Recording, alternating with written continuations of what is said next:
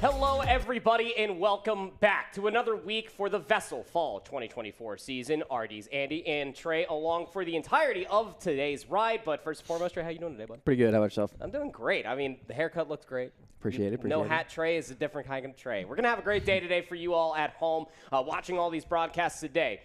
It's going to be College Football 2025 and Overwatch 2 on the latter half of the broadcast. But for all intents and purposes, the matchups have been going off without a hitch. We are very, very thankful for everybody that continues to show up to these matches. We're seeing how active you all are in the Discords with the match chats and even looking for a lot of good practice, whether it's against your own school or whether you're looking for scrimmages across the entire state of North Carolina. It is definitely a lovely thing to have for yourself, which is a great segue into what you can have at your disposal for a lot of these different training montages that you are putting together for yourself. We have Drini and Jake Overwatch just for college football and for Overwatch, of course, that are putting together these coaching videos, but it's not the only game that we have videos for. Why don't you take a look at this?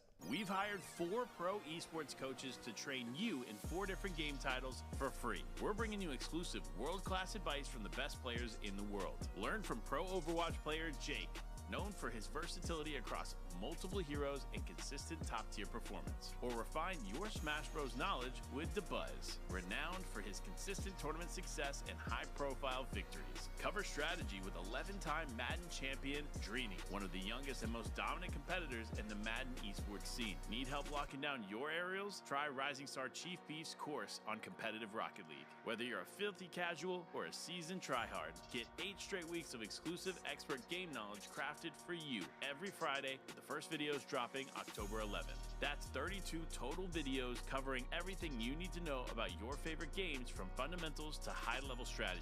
You'll learn positioning and teamwork, defensive and offensive strategy, practice routines, game sense, communication, mental and emotional resilience, all the way down to analyzing meta and adapting to change.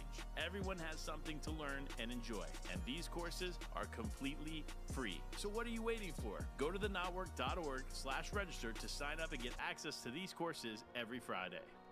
I mean, we're up to about like 3, almost 4 videos that all these students have at their disposal. Again, just go to the Notwork platform and just simply watch the videos, learn, and even if it's in a game that you're not competing in, get better at that game too. Why not? Yeah, why not? I mean, you're going to learn from the pros. Pros got it best. I mean, I personally, that's how I start playing all the games that I play. I always find somebody who's super good at it and just track them and do what they do, right? So. Yeah, exactly.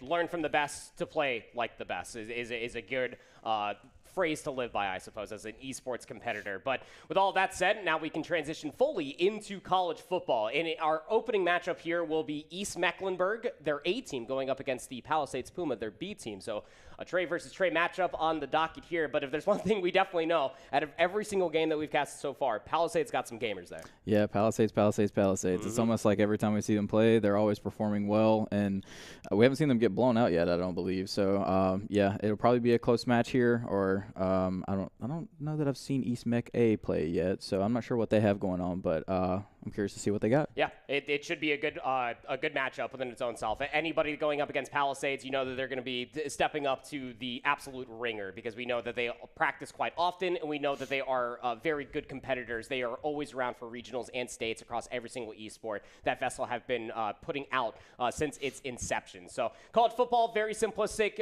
Quarters are shortened. We have accelerated clock. Fatigue is on as well. And if there's one thing that we know for a fact is that students are actually getting a lot better at just like diversifying their playbook on offense, but defense has been lackluster, to say the least. Yeah, it's kind of been all over the board, I guess. Some of the defenses we see kind of go crazy, I guess, at the same time, but it's also, that's a little bit of a lack of offense in some cases, you know, just making small mistakes and whatnot. So, yeah, it's curious to see how everything is evolving and what we're going to see at the end of the season versus the beginning of the season. I'm sure is going to be way better. Oh, and even when we get to states, too, that's going to be crazy lit with, like, all the pulse on the stage, and not to mention all the bass boosting from the speakers. I'm excited to be able to hear it, and I'm excited to get into this matchup. So without further ado, let's go ahead and jump straight into East Mecklenburg A, going up against Palisades Pumas, their B team. We got audio. We got an Oregon Duck on a motorcycle. Let's get it on. Oregon versus, did we see the other team yet? I don't think so yet, no. Looks like we're playing in Oregon Stadium, though, so it's just such a vibrant color. Yeah, it's not as bad as Boise, though. No. And nothing, or like Syracuse is also like very, very vibrant as well. I don't know. Like University of Maryland didn't exactly have like all like the popping colors outside of like the deep red for Terrapins, but you saw the other teams starting to roll out. Didn't really get a good look at their jerseys, but another rule that we do have is whoever does pick the first team for the home team, which in this case will be the Oregon Ducks, teams are even. So you will end up playing up or down, depending. Oregon being the #1 team rated in college football 2025. Ohio State, the Buckeyes, are only rated #4. They will be even Stevens as we kick off here. #4 versus #1, but like you said, even teams, so not a huge discrepancy regardless if it's one versus unranked, but nonetheless, it's always fun to talk about the matchups. Oh, yeah, absolutely. I mean, it much like how the graphic actually showed in-game, like Big Ten matchups, college football is getting to that point in time for their actual season, so this very much so could be a matchup that we see later on down the line in real life. Run play to start things off after just taking a knee in the end zone to bring it all the way up to the 25. We'll lose 3 on that play. That was almost the old school Madden brokenness where you get a super fast running back and just try to break out the corner there, but whoever this was on defense just tracking them down, not allowing it. Again, with fatigue being on, a lot of these running backs get utilized in the first half. Don't exactly have the same speed or stamina, and towards the second half, this is looking like a set pass play. No backs in the defense, trying to tail all the way back. Is able to get the ball out in time. Was under a lot of pressure, but Palisades will move the ball forward in the chains too. It was a nice catch. Maybe a little bit of an overthrow there by the quarterback. I didn't really see the meter, but a little bit off target, but made the catch nonetheless and first down. Quarterback took a massive hit afterwards as well, but we're all good here. Got to lay out for those types of passes. As this is looking like a swift run play straight to the left. It was actually almost blocked, but now a gap has been opened up. Is able to get all the way up towards the 47-yard line, which means yet another first down for Palisades. I think that's probably the standout thing for me that's like so much fun to watch is the ability to use your left stick to just make cuts, not even using the skill sets, just right there, right up the hole, finding the hole, getting the first down. And here we go again, running game, breaking us out. Like it just, to me, the best way to start the game. Oh, yeah. And it's one of the best ways to completely exploit a lot of defense. Again, like what we were talking about before we got into this matchup here was that a lot of defense is being played in zone, not a whole lot of man coverage. Under pressure, we'll just throw it away. Did not want to lose any yards there. But, yeah, the run play is just always what you want to try to abuse. I will say that much on offense. Yeah, for sure. If nothing else, it takes a little bit of pressure off of you being the quarterback and these guys wide open in the flats here. Didn't get a whole lot off of it, just 3 yards, but 3 yards is 3 yards. But, yeah, take the running game, just taking so much pressure off of you making those decisions. Number one, it gives you more space in general because the other team has to adapt to that. And number two, like I said, it's just reducing your amount of chances to throw interceptions we've seen is a huge boon. Oh, yeah. 3rd and 7 here. Has to pass the ball, tries to get it towards the outside. Did he catch that? Yeah, he caught that with both toesies inbounds. First down again, up to the 31. And got the first. I didn't even think he was going to get the first off of it, but that was close. Yeah, back to the run game. I like this offensive style so far from Palisades here. Oh, I mean, that's unfortunate, but every single run play that's come through for Palisades so far has been kind of forced. The gap wasn't exactly created, but it was found. That time, the defensive lineman completely stuffs it. A loss of 3. Yeah, and it's the defensive line for Ohio State are giving Palisades a run for their money. I mean, like, the quarterback is under pressure continuously. And again, the run game stuffed sufficiently. We have lost 10 yards since that fantastic pass all the way back to the 41-yard line. And that just means that you're not going to be within field goal range. Tries to run it with the quarterback, loses another 5 yards. This is going to be a lengthy field goal attempt. That is such a and he's first punt. This is the first punt we've seen. First punt. Palisades B are playing some old man football, and I'm here for it. I was about to say earlier that the Palisades team is playing very similar to how I would play the plays and everything. Even on the 3rd and long there with the seams across the middle, that's the play that I pick almost every single time. So. And you can tell, punting isn't exactly used continuously because if you're that close to the end zone, you need to try to punt it out at the 3-yard line. But it goes in towards the back of the end zone, which means that East Mecklenburg's opening offensive salvo will start from the 20. A gain of 13 there. And East Mecklenburg are able to move the ball a little bit further forward. Immediate man-to-man coverage there from Palisades B, though. I wonder if they're going to switch to a little bit of zone this time. And I'm looking, is that the halfback there that's already got a bruised up leg? Yeah. From one run or whatever that was. That's very unfortunate. I guess we'll have to keep an eye on that. It's going to go back towards the back. Cannot get past the line of scrimmage. Just a loss of 1 here. And the close range blitz, you can see right there, the FS middle blitz 3 is always a really safe option. You can always keep at least a middle linebacker or a safety for that QB spy, or just for somebody to be there when the run play does commence. So good defensive options being chosen early here for Palisades as the stadium pulse is going buck wild insane in this first quarter here at the Ducks home turf. Going for the pass this time around towards the outside, almost gets intercepted, but it'll be a gain nonetheless, 3rd and 9. That was a bold pass there. We've seen some good defense. Like you said, good choices there from Palisades coming out here. And I do like seeing, you know, like you said with that FS blitz, when you have that player and you can actually pick them and control them, and you can kind of read the play as it's going, and you can choose maybe not to blitz or fill in some gap. Oh, he dropped it, though. I mean, that was double coverage. And again, a bold choice gotten out of East Mecklenburg on trying to pass it straight towards the center. But yeah, good coverage there this time around for Palisades B, who are going to keep the defense out there because East Mecklenburg are electing to go for it in their own territory. 4th and 9, needs a deep pass, is able to connect on to number 4 downfield. A hefty gain for East Mecklenburg as look at the first down. That's so unfortunate for Palisades there. You'll watch this middle linebacker here jump at the last second away from the ball. He was right in perfect position to pick that off. But did he switch to that? Yeah, he was. It was a user player, unfortunately. Man. That's tough.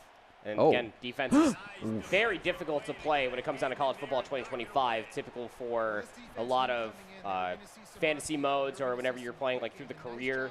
You'll just simulate defense because it can become real annoying going up against a lot of the CPU players. Here comes another run play, 2nd and 10. All the way up to the first down. He was able to maintain coverage of the ball as well. That doesn't look like a bruised leg to me. That boy was running. Yeah, I mean, I know Ohio State's moving the ball here quite a bit, but I still feel like Oregon's playing good defense. Palisades making good decisions.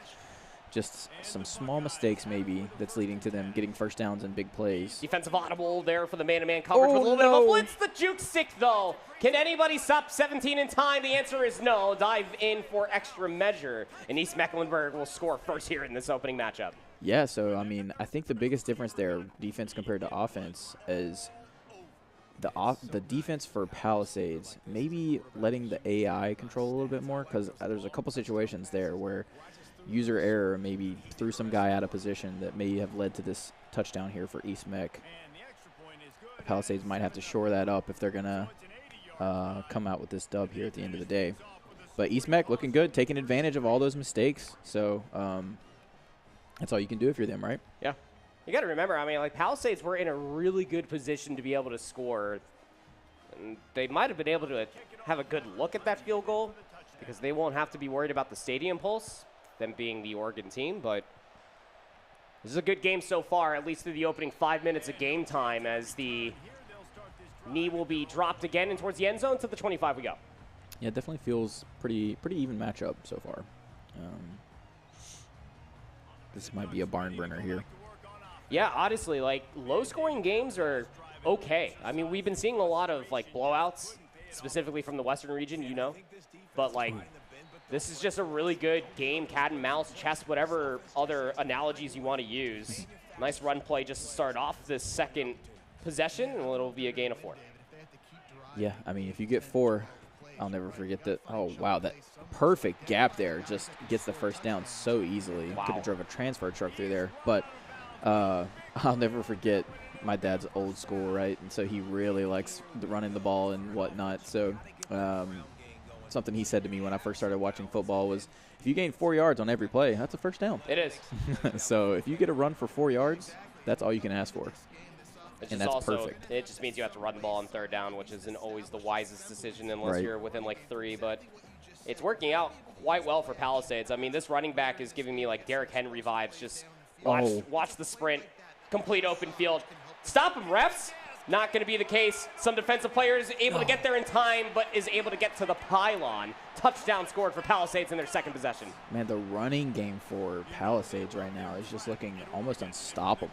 What do you do about that? There was no one back there. Yeah. I don't know if that was an all-out blitz and the blitz just got picked up on the left side there or whatnot, but, man, that's tough to stop. It looked like the defense was like the answer for having like 3 cornerbacks to answer back on the coverage for the wide receivers on the right side of the field, but that's just a traditional run play, right? It's the bait.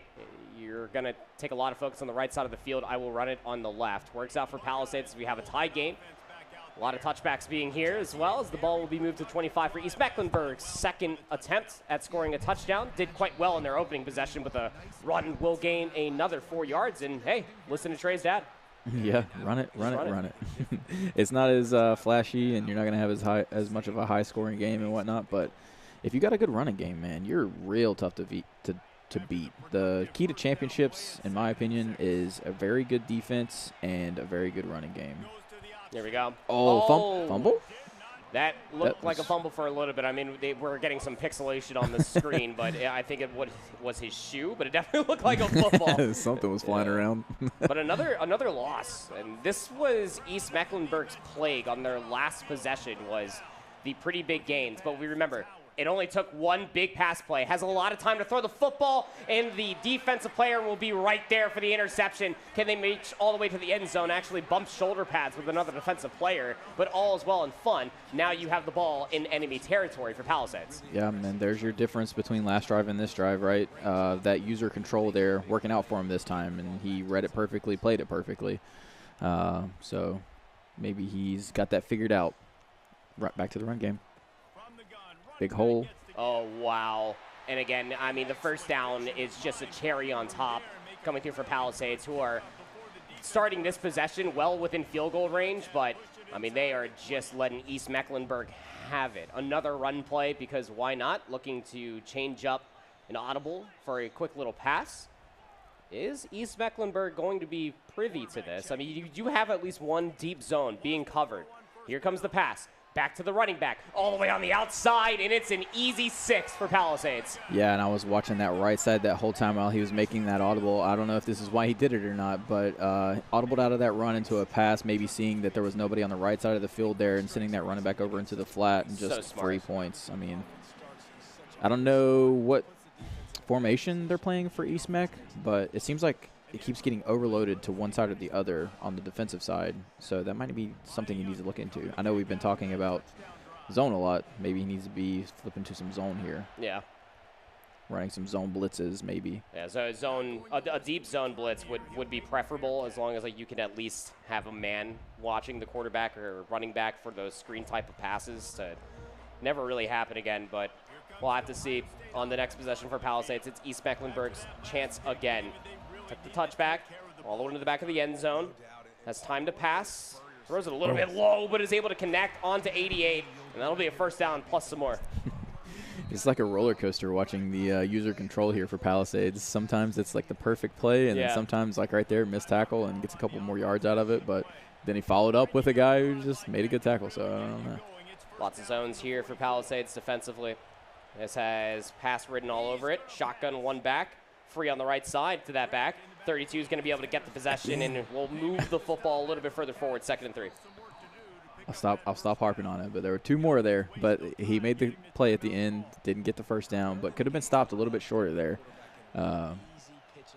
It's a hard thing to do. I'm very bad at it, so I just let my computer make tackles for me. Oh, yeah. No, I rely on the CPU all the time. They're going to make that better decision than me. Pass incomplete. Had there for a moment, but that was almost looking about triple coverage in the center of the field. 3rd and 3 here. East Mech just almost threading that needle, but computer couldn't catch the ball. Unfortunate, but it happens.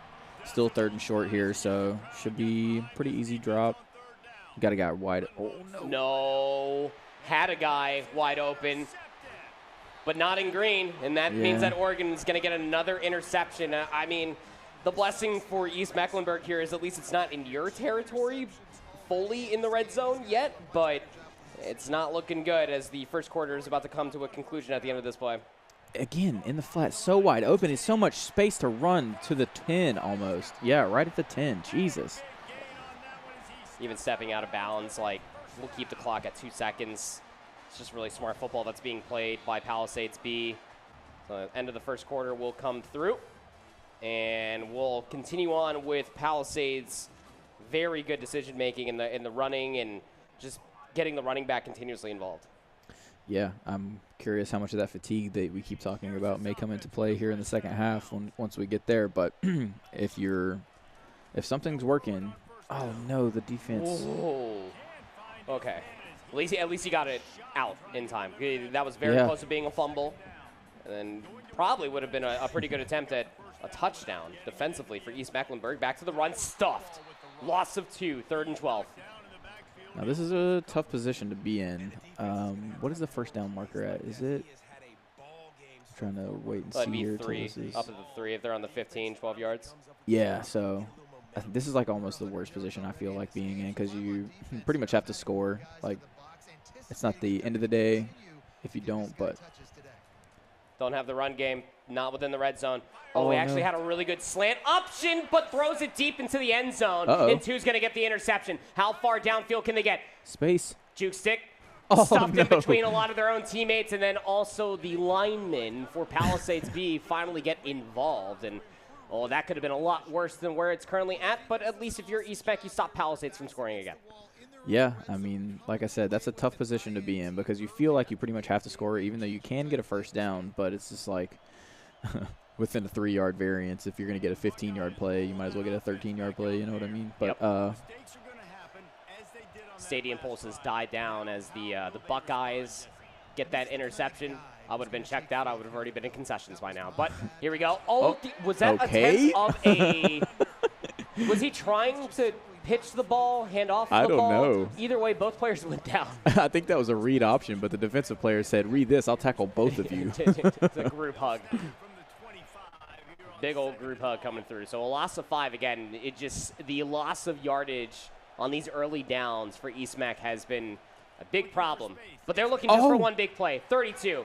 Able to get a little bit further forward. That looked like a gain of 8, but it turns into a first down. The chains move forward in Ohio State. East Meck will get another sack.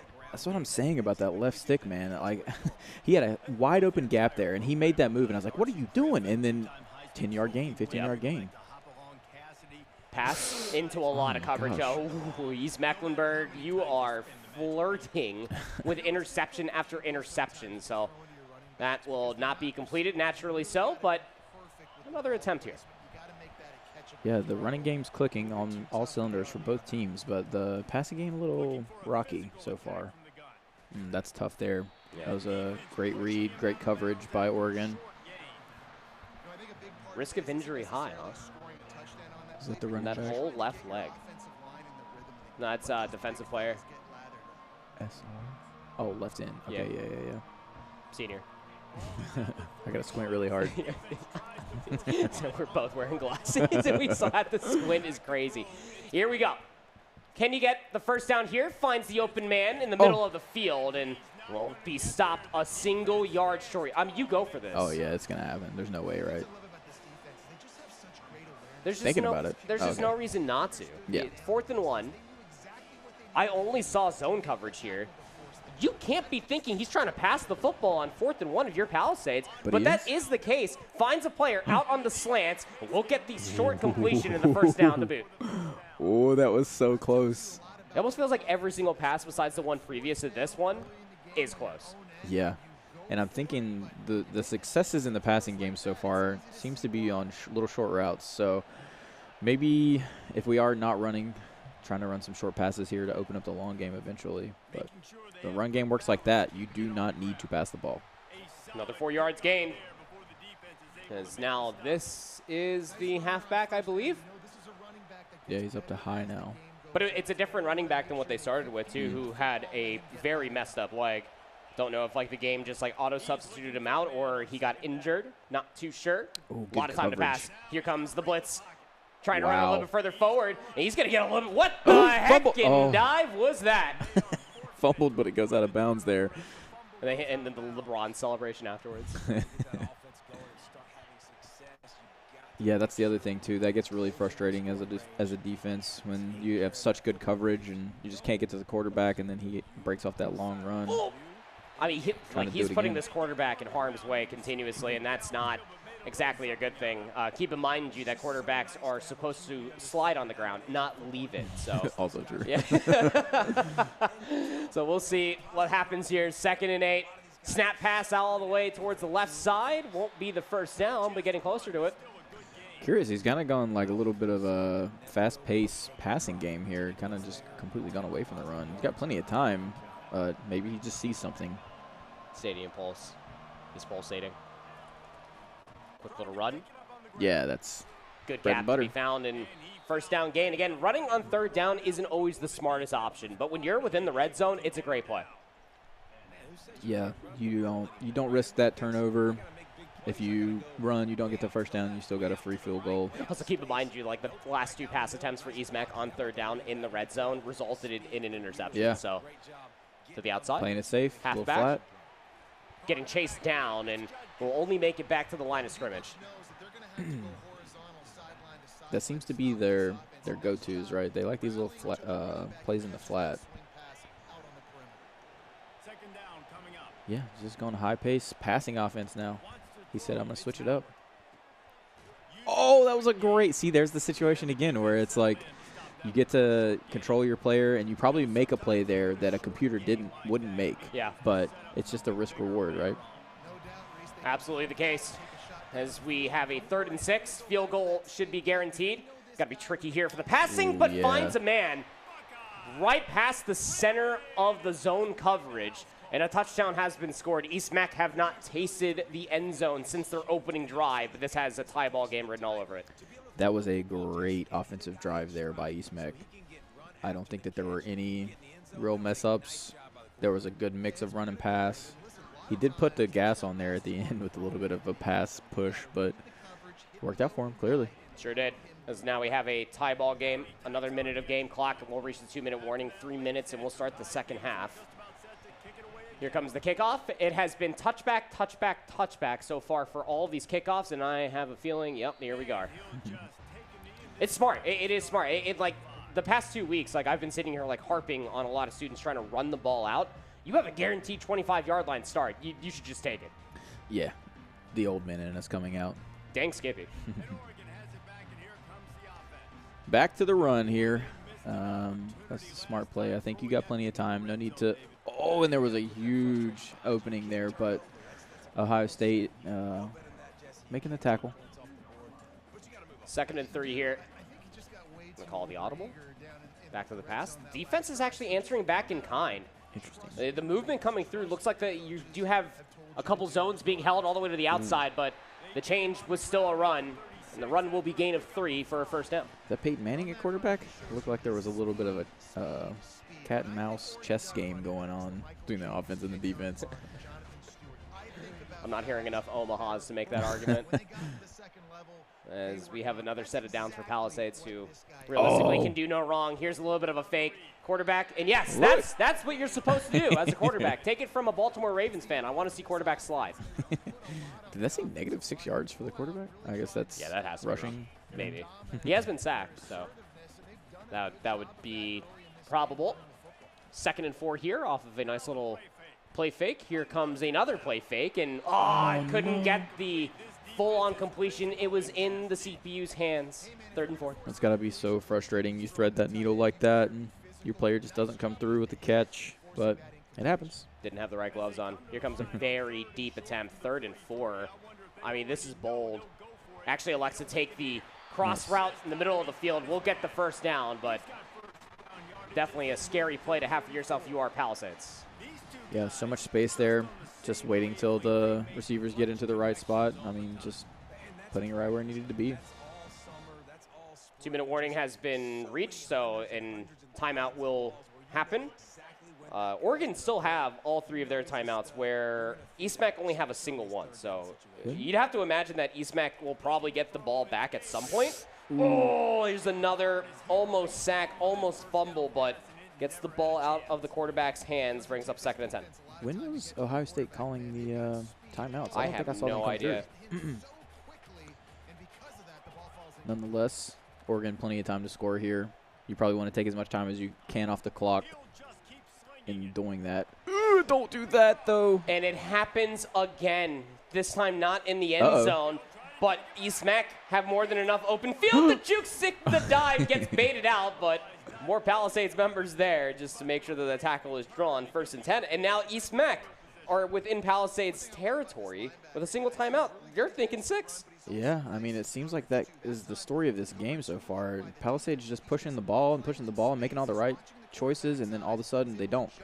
And what is that, 2 or 3 now, where they've been potential scoring drives that have flipped over to potential Ohio State scoring drives. Very back and forth game here. A nice little flip forward over towards 88. We'll get the ball forward. At least a gain of 6, but closer and closer to the end zone. East Mac are gaining. Do you remember who got the ball at the half? Or at the start, East Mac did. East Mac, okay. Yep. Yeah, because they scored in their opening drive. Again, with that tackle from so far away that the computer would have had no chance of making. And, yeah, I mean, I guess it's an art form. Like, he jumped from so far there. He was like a graceful swan flying through the air. Was that defensive player? Won't get the tackle, but. Oh, no. Another run play. Straight up the gut. And you don't even need to use this timeout. If you are East Mac, you can just continue to run the ball until you reach the end zone at this point. Yeah, that's kind of what you probably want to do here. Don't give any time to Oregon to score. Take it nice and safe. Take your lead. That was a gaggle of players on both sides of the field. So weird enough that the possession was gained, but only a gain of 2. Yeah, I couldn't tell if he caught that ball, but yeah, it looks like he ended up catching it. This is where it gets tough. Zone defense for Oregon here. It makes the windows of opportunity for East Mac difficult. He changed. There's more man-to-man coverage there after the audible, but it doesn't even matter. The juke stick works out. Ohio State, they scored first and hadn't tasted a end zone in over a quarter, and then they just intercept the ball from Palisades and turn that immediately into a driving score. No timeouts required. There he will just kick the point after, and we'll make this a 1-possession game. And that is a huge possession there for East Mac. Now it puts a lot of pressure on Palisades to take advantage of. I mean, you can maybe get a field goal off here, but it's going to be tough. Touchback? Okay. I don't think he did. I don't think he did. We've only had touchbacks so far. But 38 seconds, starting on the 25, 3 timeouts. I'm not saying that it's going to happen, but it is on the cards. A lot of time to pass, and then under pressure, late comes through, 2nd and 10. Yeah, we're going to have to take a shot here eventually. I understand taking it safe, the first down or 2, but if you want to try to get in field goal range, you don't need to throw Hail Marys or anything like that. Just, especially with 3 timeouts, little chunks of 20 yards. Oh, but that's a huge Hail Mary. Oh, my gosh. Yeah, he was beating the defender there, but just a little bit of an overthrow maybe. Catcher or the receiver not able to get under it to catch it. All right, 3rd and 10 here. Going to change the play. And for how little time this possession has taken off the clock, you really do want this first down. He's going to throw it deep. It's a bullet. Is it a dot? It is, but cannot maintain possession of the football. 4th and 10 here for Palisades, and you have to punt it. Yeah, there's no other option here. We would have seen other teams, I think, probably go for it in that situation, but this is definitely the smart move here. Punt's going to be all the way back towards the 20-yard line and brings it out. No fair catch, but the juke stick was that. Actually, we'll lose yardage initially, but we'll at least bring it all the way up to the 28. Oh, no. They wasted their timeout. Yeah, I mean, like, look, if you're East Mecklenburg, I would just come back out here. You only have 8 seconds. I'm taking a knee. Yeah, or run the ball or whatever. You had a chance maybe there with the timeout. Maybe take like a little 30, 40-yard pass. Yeah. Attempt. Little 30-second drills. You could have stopped the clock, but lots of zone coverage. Oh, my gosh. East Mac, they're going for this? All the way deep, downfield. Whoa. If that would have been completed, though, they would have had 2 seconds left on the clock with the timeout, and that would have been a field goal. Yep. So it's possible. but now you're pretty improbable. It's get us into the second half at this point. Unless you get a Hail Mary pass, which has a lot of zone coverage in the middle of the field, it's not looking too likely. I keep thinking that Oregon logo is another zone every single time we get to that 50-yard line. Here comes the pressure, and will be sacked, and that'll call the end of the first half a 7-point lead for East Mac, as Palisades were so dominant in that first quarter. Yeah, and Palisades, they have the recipe, I think, going into the second half. All they need to do is not make those 5% out of the 100%, they've been making mistakes. If they just kick that, this is an easy win for them, in my opinion. But oh, nope, I was wrong. Just kidding. Oh, okay. Oh, no, that's right, because Oregon did get the ball, and then they punted it. What? Oh, no. Oh, dude, he's so happy to get out of the end zone. I do that, too, whenever I'm playing, football with my friends, and they kick it to you. I just give it, a quick little buck in the air, and then I just start sprinting. It helps me out. It puts them in an unfortunate situation here, though, at the 5-yard line. One back is all the way into the end zone. Now the quarterback is in the end zone. You got to get out. He's going to elect to try to run it forward. The ball was not cradled, so that almost looked like a fumble, but a gain of 6 nonetheless.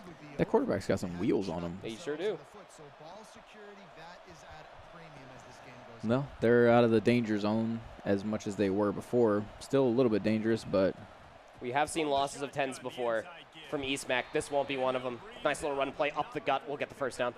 Now they're safely back to where they would have been if they would have touched back. Well, still further back, actually, because they're only up to the 18. Yeah. And if you touch back, you start on the 25. So, we're gaining on it, but, we're starting further back than where we needed to. And something happened in the Oregon Stadium during that halftime break that the stadium pulse is going insane. So much space, so much. He's so fast, too. You're going to have to set up a QB spy here or something, I think, if you're Palisades.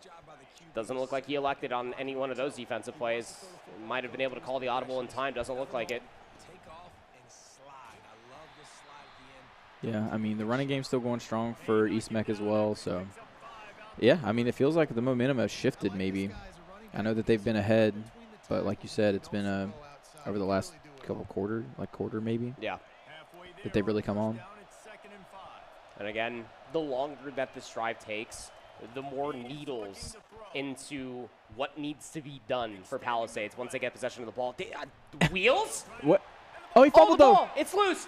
Recovered by East Mecklenburg. Everybody was just sitting there looking. It almost looked like you punted the ball and everybody's just crowding around. It's let it roll. Let it roll. I cannot believe that. That would have been a huge advantage there for Palisades.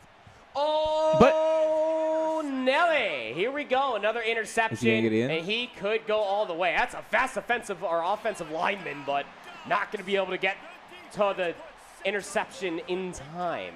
So where we were singing all the praises of East Mecklenburg, they fall back into their same misfortunes and throw another interception. Yeah, it's the same story, right? It's just they're doing so well. They've got everything completely in hand, and then those interceptions, man, they just completely changed the game. Nice kickoff here. Are we going to jump? You'll call for the fair catch here. Okay. Instead of trying to hold down the button for the knee, which seemed to be the problem, he jumped instead. Yeah. I'm just calling a fair catch. It works out. Yeah, that's the smart way to do it, I think. So, if I'm in this situation, playing it safe as much as I can, just tie ball game. Gosh, it's every time it's there. And again, I'm going to keep bringing it up because our producer is also a Panthers fan, and I'm a Ravens fan, and I love letting him know this. As a Ravens fan, watching a quarterback with wheels is very fun because it's another dynamic of the run game that you don't necessarily keep in mind because it could be the running back, sure. But then the quarterback is also able to take advantage of gaps like that. Right in front of him. And now you're so focused on the line of scrimmage that an open receiver is down the field all the way to the end zone. East Mecklenburg answered back with Palisades pick 6. What happened to the safeties there? Did they just drop down on another player, or was it a user movement? The defensive setup was deep zone coverage left and right, and then everybody else was on man. So I have no idea. Yeah, what the heck happened there? Just wide open field. Great play there by East Mech. It's just the small mistakes again. I don't know if that was a computer error or whatnot, but Huge open field there for East Mech to take advantage of. Just love watching. Oh, no. Oh, he duffed it. Uh-oh. Uh-oh. Indeed. So now, it's still a one-possession game, but, like, now Palisades have an opportunity that if their upcoming drives don't work out, they could just score field goals and tie up this ball game, should that be the case. There's still plenty of clock left. Yeah, for sure. East Mech also can just maybe go for 2, make it up there, but nonetheless, very unfortunate. Another touchback. I love that, though. Again, like, it's just smart football, and that's what makes this game so competitive. And, like, it's tough for me to gauge because we have seen Palisades before. I believe they're A team and their B team last week. Ooh. The competition's getting stiffer, but how about this run play? Actually steps out of bounds, doesn't want to threaten injury or losing the football. So the clock will be stalled, and Palisades will move the chains forward. The way that guy was looking, he kind of looked like he was hurt already. Yeah. That was this is the running back that was, like, sufficiently fatigued after, like, the first running play. Takes it all the way to the outside. The ball almost got punched out, but it will still be a gain of 9. That was very, very close to East Mac getting that ball. The running game is so strong for Palisades. Even right there were 2 linebackers chasing that guy down, and he easy first down here. Oh, yeah. He used his lineman, who was already on a defensive lineman, that ran the linebackers into the linemen. So one guy on his team ended up kind of blocking 3 people there for him, where I thought it was going to be a negative play, and he ended up getting a couple yards off of it. So there's another run play being set up. The defense is making choices to try to have a few more players in towards the back, but gain of 5 this time around. And I mean, right there too, it's like the hole that he was going through, that was the design play, had a player in it, and he switched to the hole to the right, and granted the player still made the play, but if he would have went through the play if he would have went where the play was initially going, then he probably stopped at the line of scrimmage, but he ends up getting 5 yards here. Swap the play twice here for Palisades. Back towards the run, and it's stuffed. You can't do nothing about that. You gained 1, so, I mean, you are gaining on the first down marker, but I almost feel like you have to pass. Let's see what they do here on 3rd and short from the 41. Yeah, plenty of options here. I like the short drags.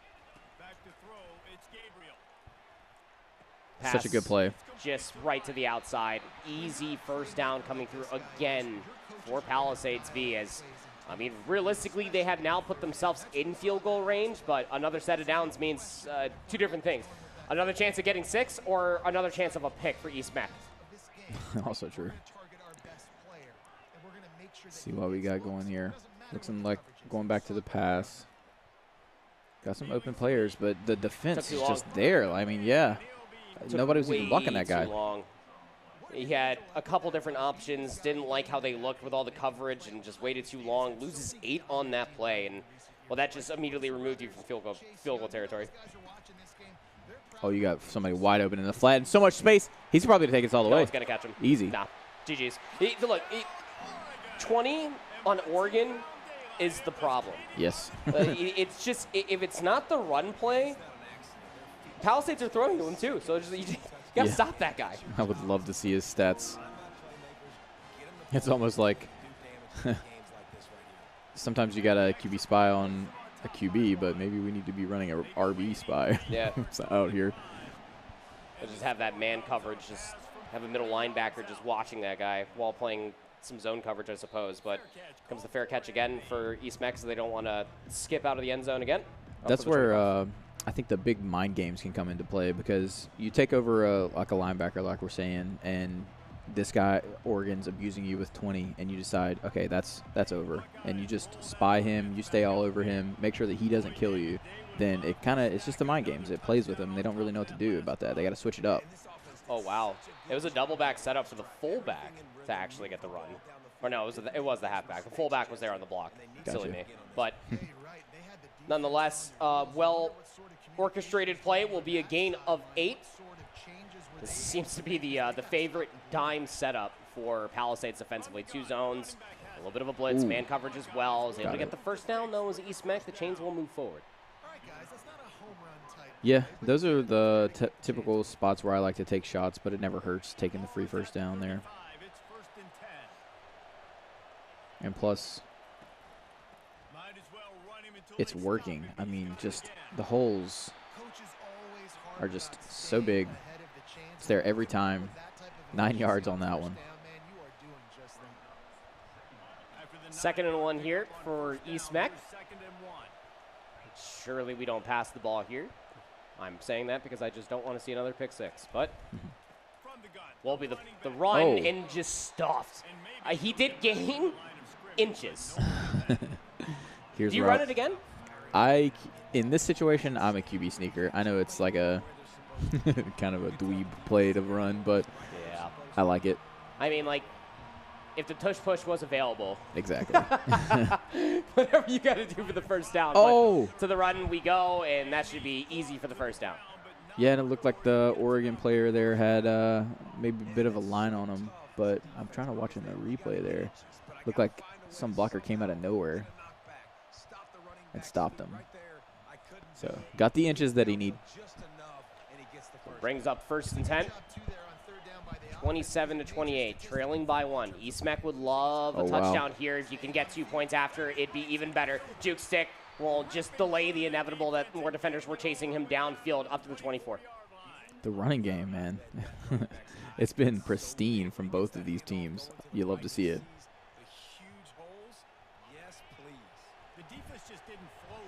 Sounds like you and the in-game commentator have a lot in common. Yeah. 1st and 10. A pass play. Open on the right side, over towards the line, and actually elects to throw in the middle of the field. Another pick. That won't be brought all the way back to East Meck's end zone, but that is quite literally what I am talking about. Yep. For East Meck, they get so close, and then they just throw it away.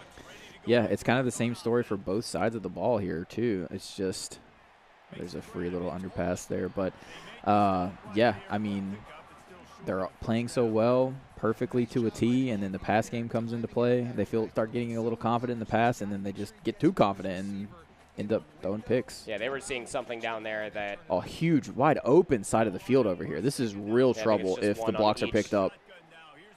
No, there's actually nobody on that side of the field at all. So it's open field like what? for number 20. It's going to happen again. Oh, my God, if it would happen again. Massive gain. Up to 167 rushing yards on number 20 alone. I don't know what play that is, but they got to stop running that. You got to stop running that if you're East Meck, especially against this running back.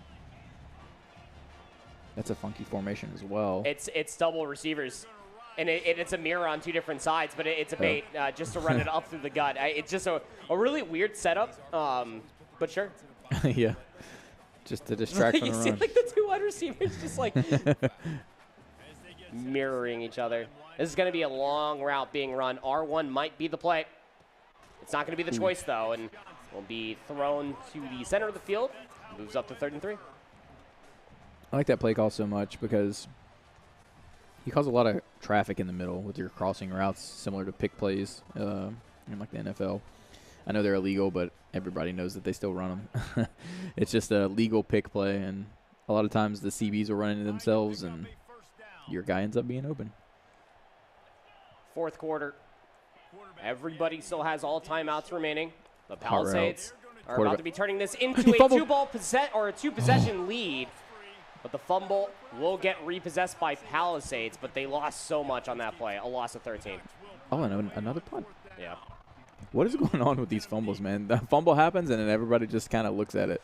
Ooh, this punt went nowhere at all. And again, that's just part of the dynamic that is college football. No stadium post, it's not always the biggest issue. Having that bar being completed all the way to the top of the arrow just throws everything into a flux. Yeah, that drove me crazy when I first started playing, but adapted to it. Just got to be really aware of it.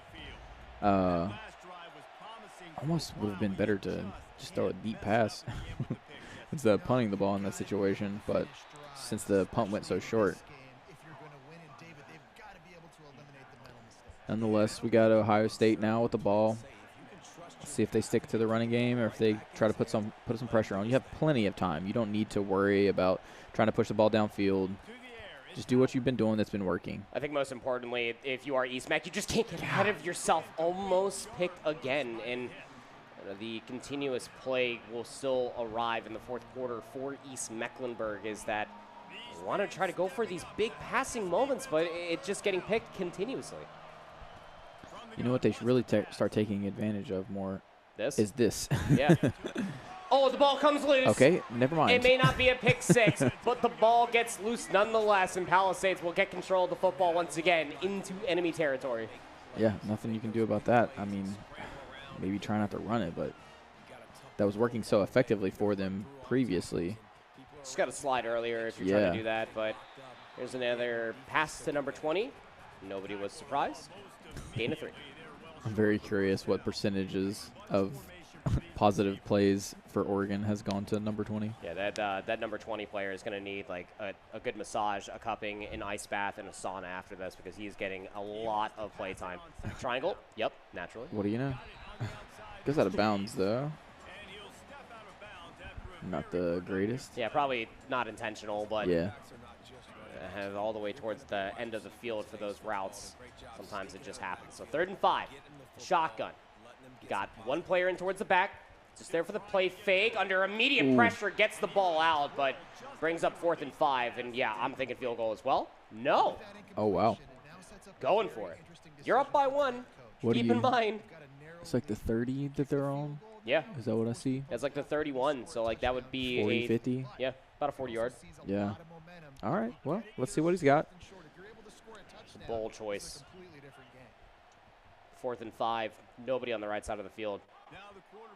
This has a very quick slant being run. Watch out for triangle. That's going to be the tight end in this play. Oh. Looking for the running back because, wow. of course, we are So able to get the ball forward, able to get the first down easily, and now within the red zone. Well, 1 yard shy of the red zone. That running back has got to be driving East Met crazy. Oh, yeah. It's driving me crazy for them, honestly. It's just nobody's stopping them. I like this play. Circle. Wow. Yep. Did you see, again, number 20 is the highlight for Palisades. Instead of completing the route, the CPU elected to turn back and block. Nice.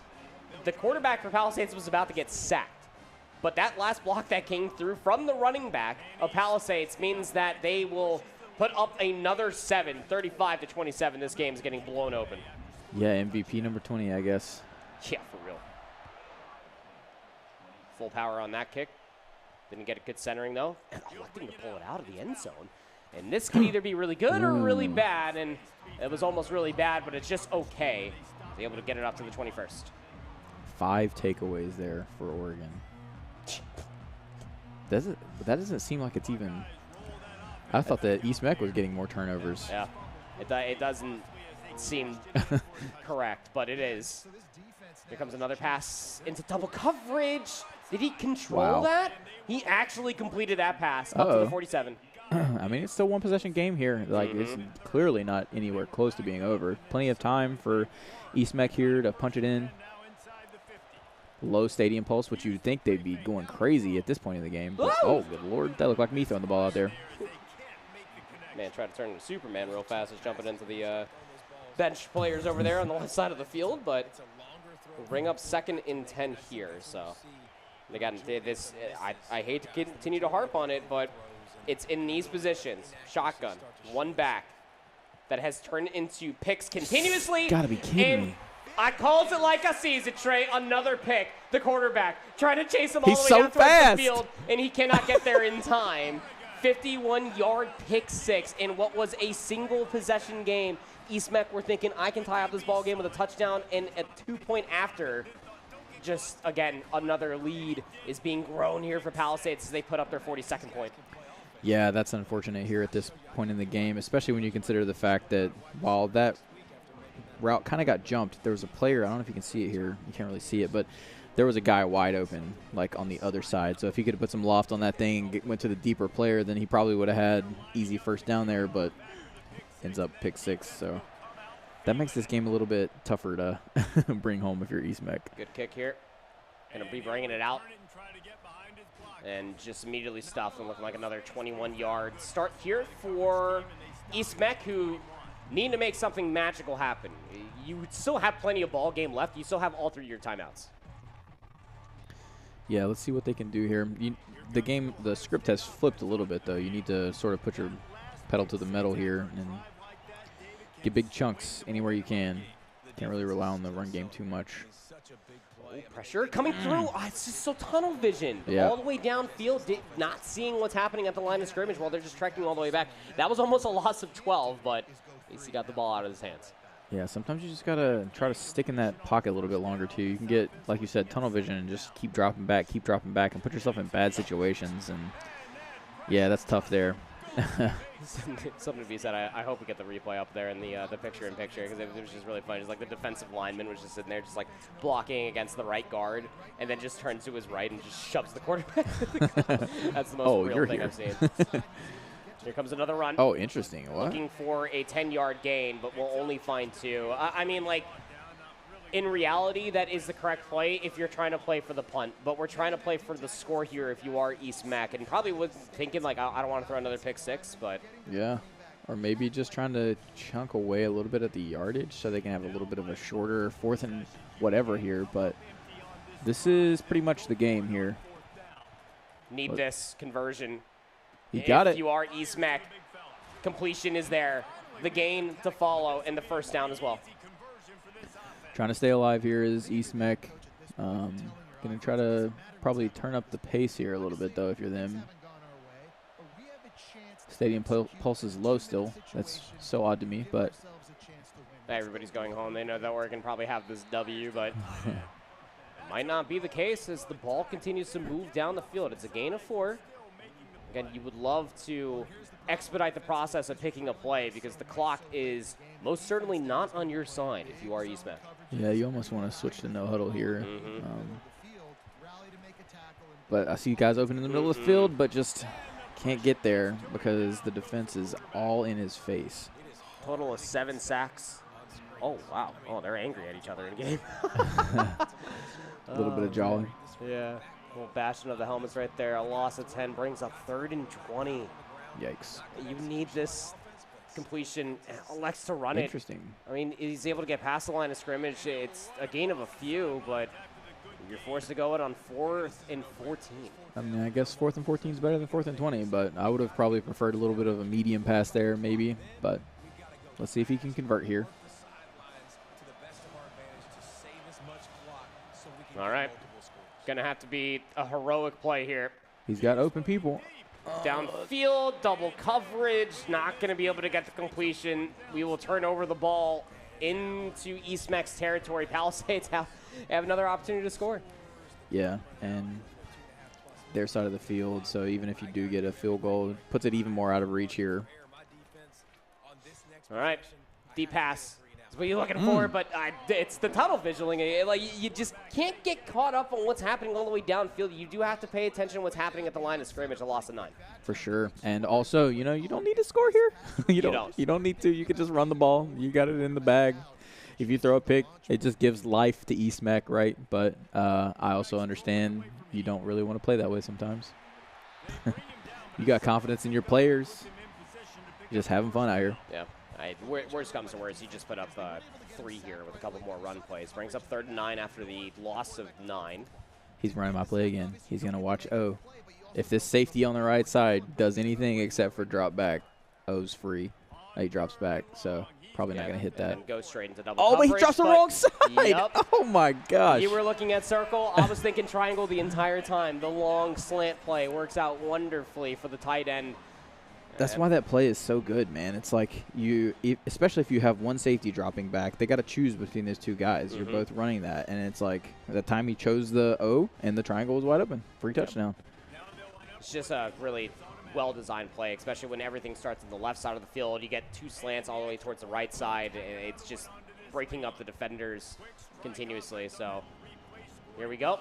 Kickoff again. Sure that Ohio State will probably just bring this out of angst, but you're down by a whole 22 points now, and this was a tie ball game not even about 15 minutes ago. Palisades, Pumas are really starting to run away with this one, and 11 more seconds, 2-minute warning will hit, so this play will probably be run. East Mac still have 3 timeouts. It's just such an egregious score differential, and wants to take the QB out. It'll be coined as another sack as we have a total of 9 in this game. I'm going to hit the 2-minute drill, or 2-minute drill. We're going to hit the 2-minute warning here in a second.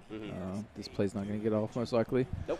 But, yeah, I mean, it is just I don't even know what to call it. A snowball effect has happened. Like you said, close game not too long ago, but now we're sitting at 27-49. We're in a tough spot here for East Mech. Okay, so here we go for the run. Finds a massive gap in between all the defenders that were just watching this man run right past them. It'll be a first down here. Clock's still ticking. And just that subtle little wiggle of the left stick, man. It's like, it's all you need sometimes to make these guys miss. And it's been a fun thing to watch, both of these teams utilizing that. And there's a free, another 10 yards here. You got to call a timeout here. Or go no huddle or something. No huddle, timeout, like just anything to diminish the amount of time that you're losing off of the clock, especially once the acceleration hits. But actually, now that I'm looking, I don't even think that acceleration is on, so never mind. Yeah, I think 2-minute drill, it maybe goes off. Oh, yeah, the 2-minute warning, yeah, absolutely the case. So okay, well. Timeout? I mean, he's making progress here. Timeout? Rush back to the line of scrimmage? Yeah, or at least no huddle. Like, if you're not calling timeouts, you'd think you'd at least want to run a no huddle, but maybe a little bit of accepting defeat here happening. Just trying to put some more points on the board. Yeah, probably. Again, point differential is something that we are tracking, so very, very important, as that is now 302 yards completion for East Mecklenburg on passing. But I'm going to bring it up because it worked last time, and I'm not trying to go against East Mech, but every single time we get in this position, if you are East Mecklenburg, you do throw an interception. So they elect to go for the run. Brings up 3rd and 1 here. Yeah, maybe acknowledging that a little bit. Another thing, too, about the going to the no huddle in these kinds of situations, and maybe even in general for this whole game, when you're making those small mistakes there, like especially here, you get into kind of like a little bit of a different pace when you're running that no huddle. As we get a big hole here, but might put it in here at the end. But, yeah, you get in the little pace, and I don't even know how to describe it, but it takes the thinking out of it, you know what I mean? Yeah. And the overthinking sometimes is what leads to those picks. And maybe sometimes it's just switch over to a fast pace, pick your plays, look for the guys that are open, throw them open, and not try to get too cutesy with it. But yeah, 18 is getting a workout here. That is the quarterback for East Mecklenburg. Trying to run the ball, getting swatted down to the ground. Here comes a quick little snap pass, but cannot main the completion. So we'll bring up 3rd and goal. You like to at least see East Mech here cap it off with a little touchdown to make this game honestly seem closer than it is, because the whole match, I mean, it's been really close, and then here in the last little bit it's been blown out. So the score not really reflective, in my opinion, of this whole game here. So up to the 4th down, up to the 6-yard line, 4th and goal. Looking to throw the football here. And yeah, everybody just spread, flanking the offensive line. Shotgun, single quarterback. Can't get tunnel vision here. Looking for a pass and towards the end zone, is able to get the completion. The diving catch works out. East Mech will put up another 6. Yeah, I mean, that looked like their offense most of the game, to be honest. Just those small mistakes leading to this score differential here. But nice for East Mech to cap it off there with a little touchdown. Maybe a little confidence booster going into next week. Going for 2 here, because why not? I mean, at this point, you got nothing else to lose. You're already going to lose the game. Nice little pass to the outside, and the 2-point conversion will be good. 35-49 is probably going to be the final score, as there's only 3 seconds of game time left. And unless some insane nonsense happens here on this onside kick, this is about to be the ball game off of this play. Here comes the onside attempt. We'll bounce in enough time, and they're actually going to be able to get at it. Did it bounce far enough? Maybe not, because there's a flag here. Yeah. Oh, it said. Yeah. Against Ohio State. Yeah, so Palisades will get the ball. They'll take the knee here. That'll call the end of the game. 49-35 for Palisades Puma's B team, as they will take the win versus East Mecklenburg A. And again, you look at the score. 14 scored in the second quarter for East Mecklenburg. And then once we got into that second half, it was just no contest anymore. Palisades just came out of the woodworks ready to swing. This guy in particular, 170 rushing yards, 17 rush attempts, and 3 touchdowns. 10 yards a carry. I mean, you cannot lose if your running back is getting 10 yards a carry. It would be very hard. You just described the Baltimore Ravens offense to a fine team, my friend, and that's exactly the case as Palisades B. They will get another W in that column. Unfortunate that East Meck were unable to show up there in the second half, so they will take the L here, but still plenty of season left. We are just at the halfway mark, so definitely looking forward to see how East Meck resurge off of this loss from Palisades B and realistically how far Palisades can go, both their A and their B team. So a very fun game to start off our entire broadcast here, and we will have another one slated for you as well. It will be Olympic A going up against Myers Park A right after this short break. Don't go anywhere. We got more college football. It is the VESL Fall 2024 season.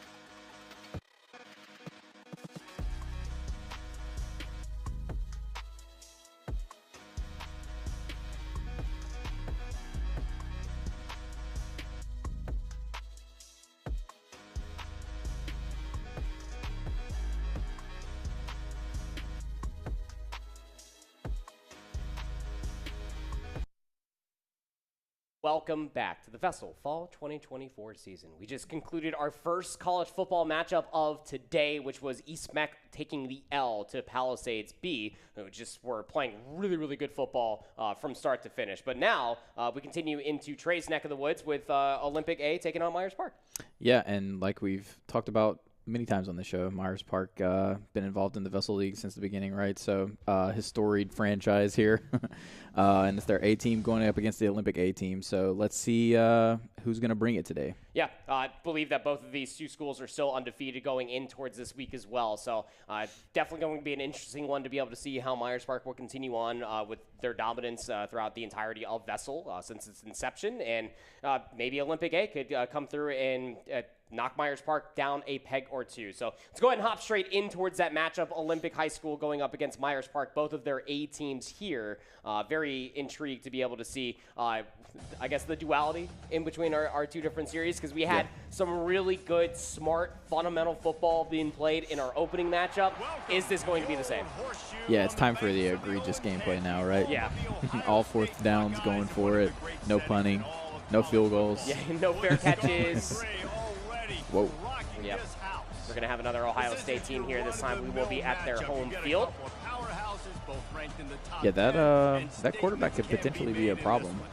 You know, we have seen that. Yeah, he's fast. And again, with like how the even teams do work out, is that I'm not too sure if that will adjust the quarterback or whatever the away team to have the same amount of speed, or if that's what happened to give that quarterback that much speed in the previous game. But only time will tell.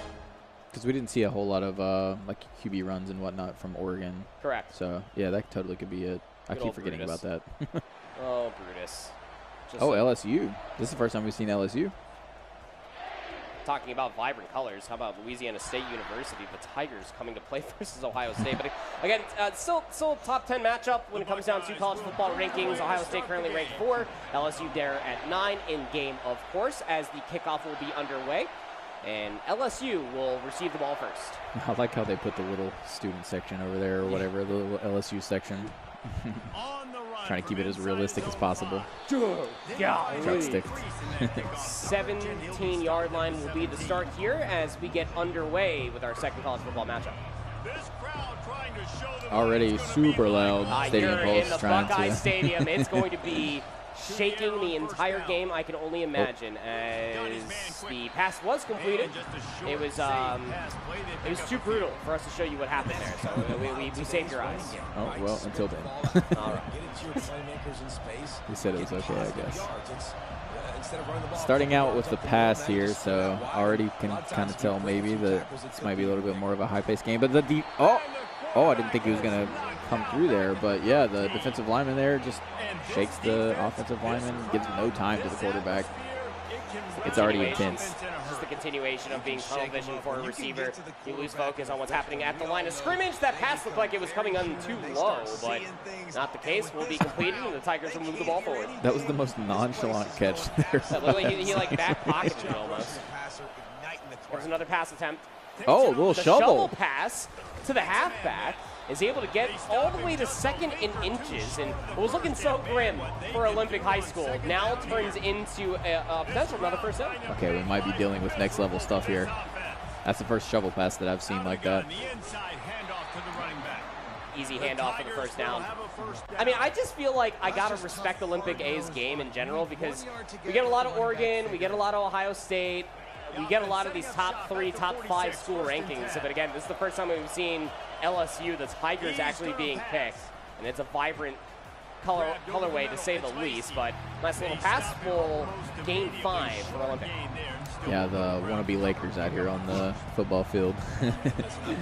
Louisiana, Los Angeles, same city. They do both say LA. That's damn. When you put it like that, you're not wrong. Nice little pass up to the center for a tight end completion, and a first down to boot. Yeah, and just from this early feelings here, it seems like this might be a little bit of a high flyer. Not much running, but all these passes getting completed. And even though the stadium pulse is bumping here, LSU is moving the ball down the field. It's like, oh, timeout. Interesting call by LSU. Maybe saw something there that they didn't like, but I was about to say that on the left side there was man-to-man coverage with no safety over top, so it looked like there was a potential good matchup, but nonetheless, we reset here.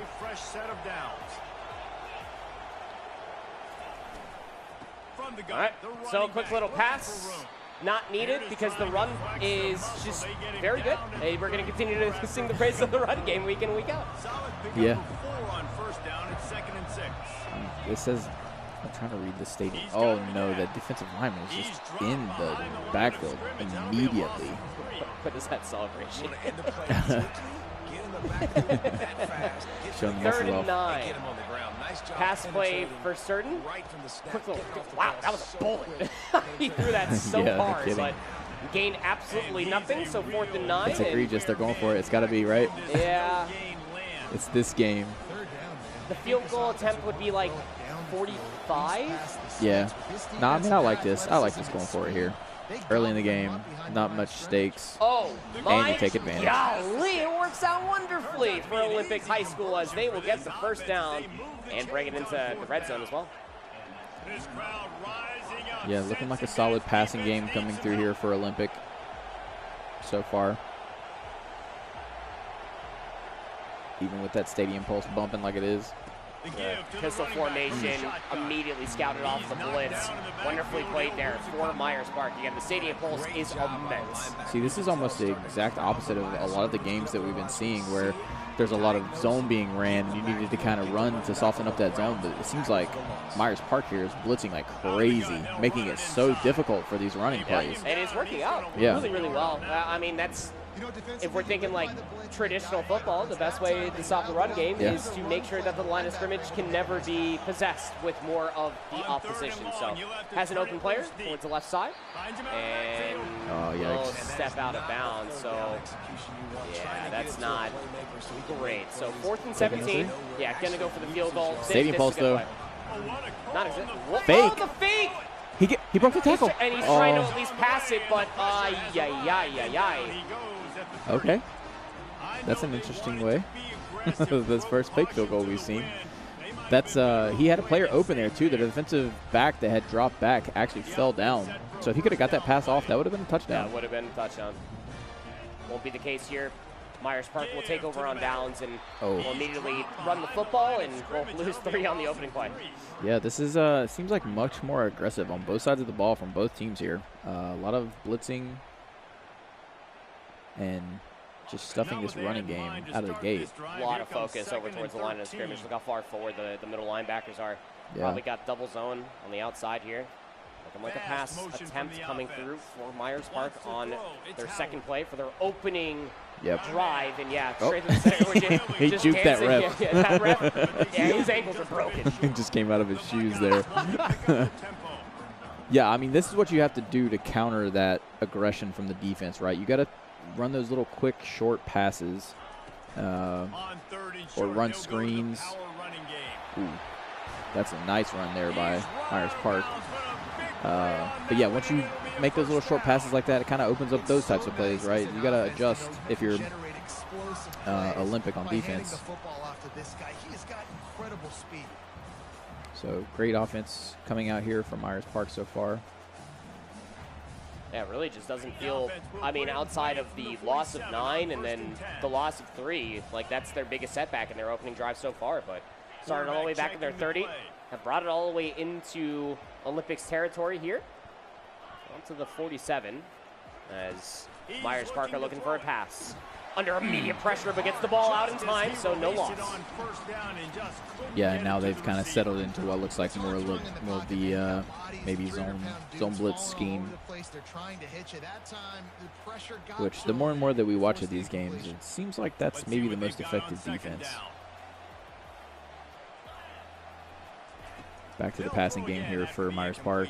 Has a player open on the outside, and did he actually get that? I think he did, yeah. Just could have been a lot more yardage, but I don't know if that was a overthrown pass from, I don't know what happened there.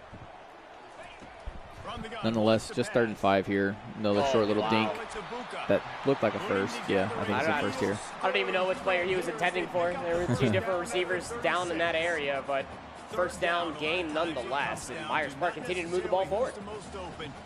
Now we're going back to the run game here. A lot of passing. This is good. Probably going to have, a huge hole there. Easy first down. That's how you got to play the game, man. Pass opens up the run opens up the pass. You just got to find that mix. Yep. Mental chess, that is football, is working out wonderfully for Myers Park in their opening drive. This is taking a lot of time off the clock as well. Keeping an eye on the flat here after this break off. Oh, it's just not fast enough, though. Could not break away, so we'll end up bringing up 2nd and 13. The no huddle is a choice, I suppose, but one that is looking for a very similar result, but maybe on the opposite side of the line of scrimmage. And just the pressure at the line, just too much again. Yeah, I mean, it's the right play, right? Like we were saying, you can counter the aggression, but you got to run that play a little bit quicker. You got to get that pass off, because there was open field over there for him, but defensive line just too fast.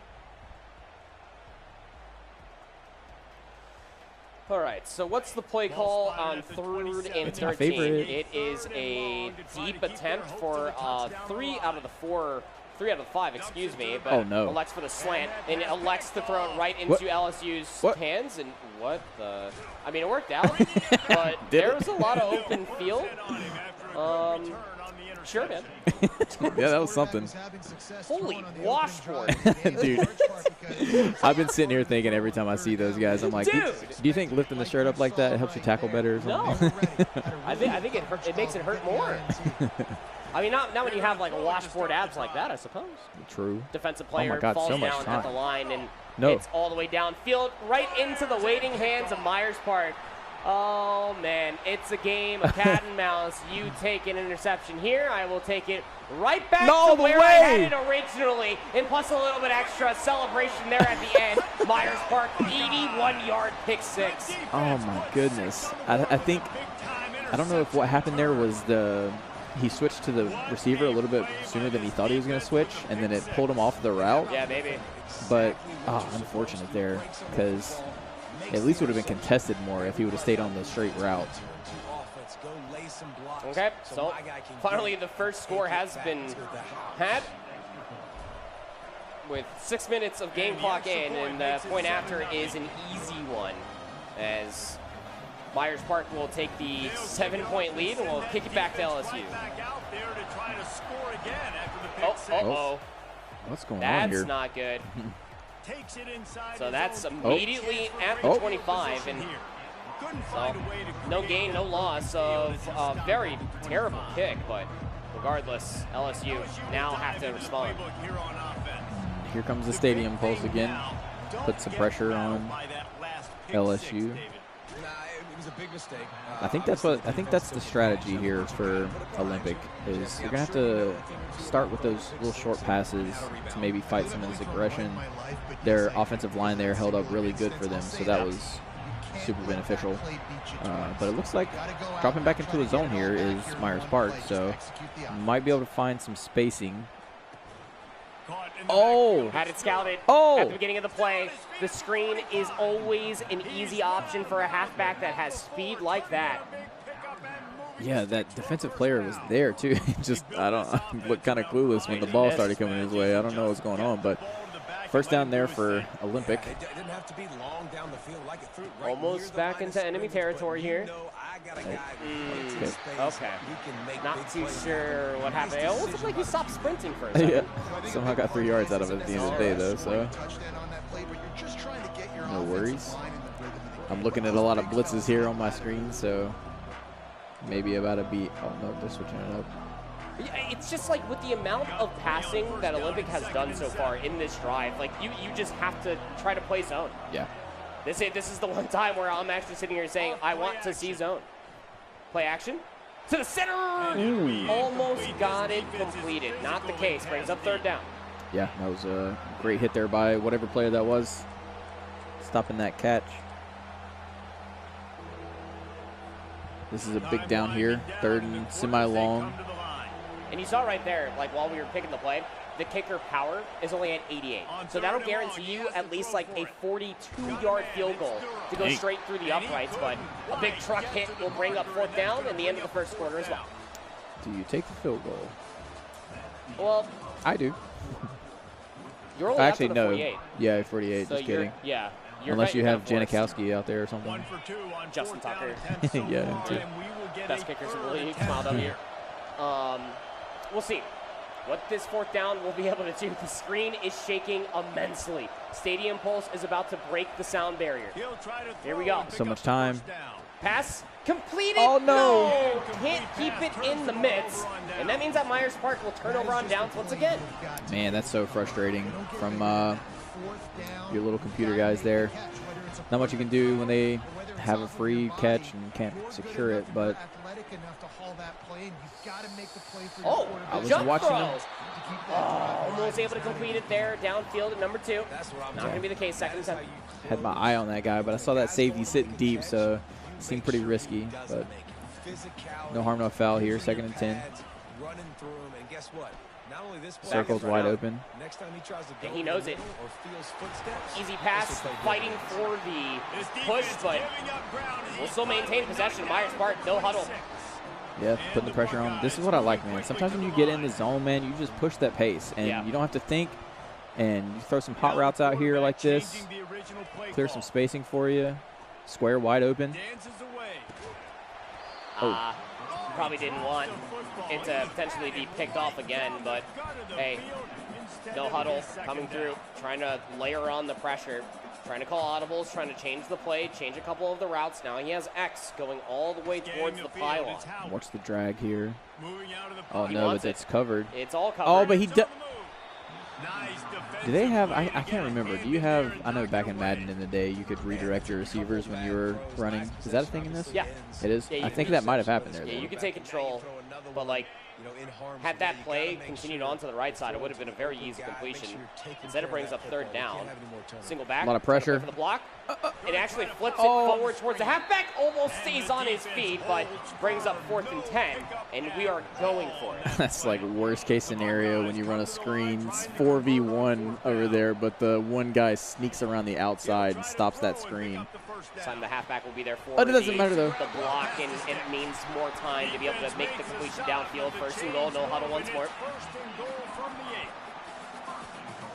Plenty of time here, but keep pushing that pace. And I thought he was about to break through that hole there and score, but yeah, still here pushing that pace. Keep running the ball. Why not? You'll get there eventually. Off a couple runs. Here's another 2 gain right here. So brings up 3rd and goal.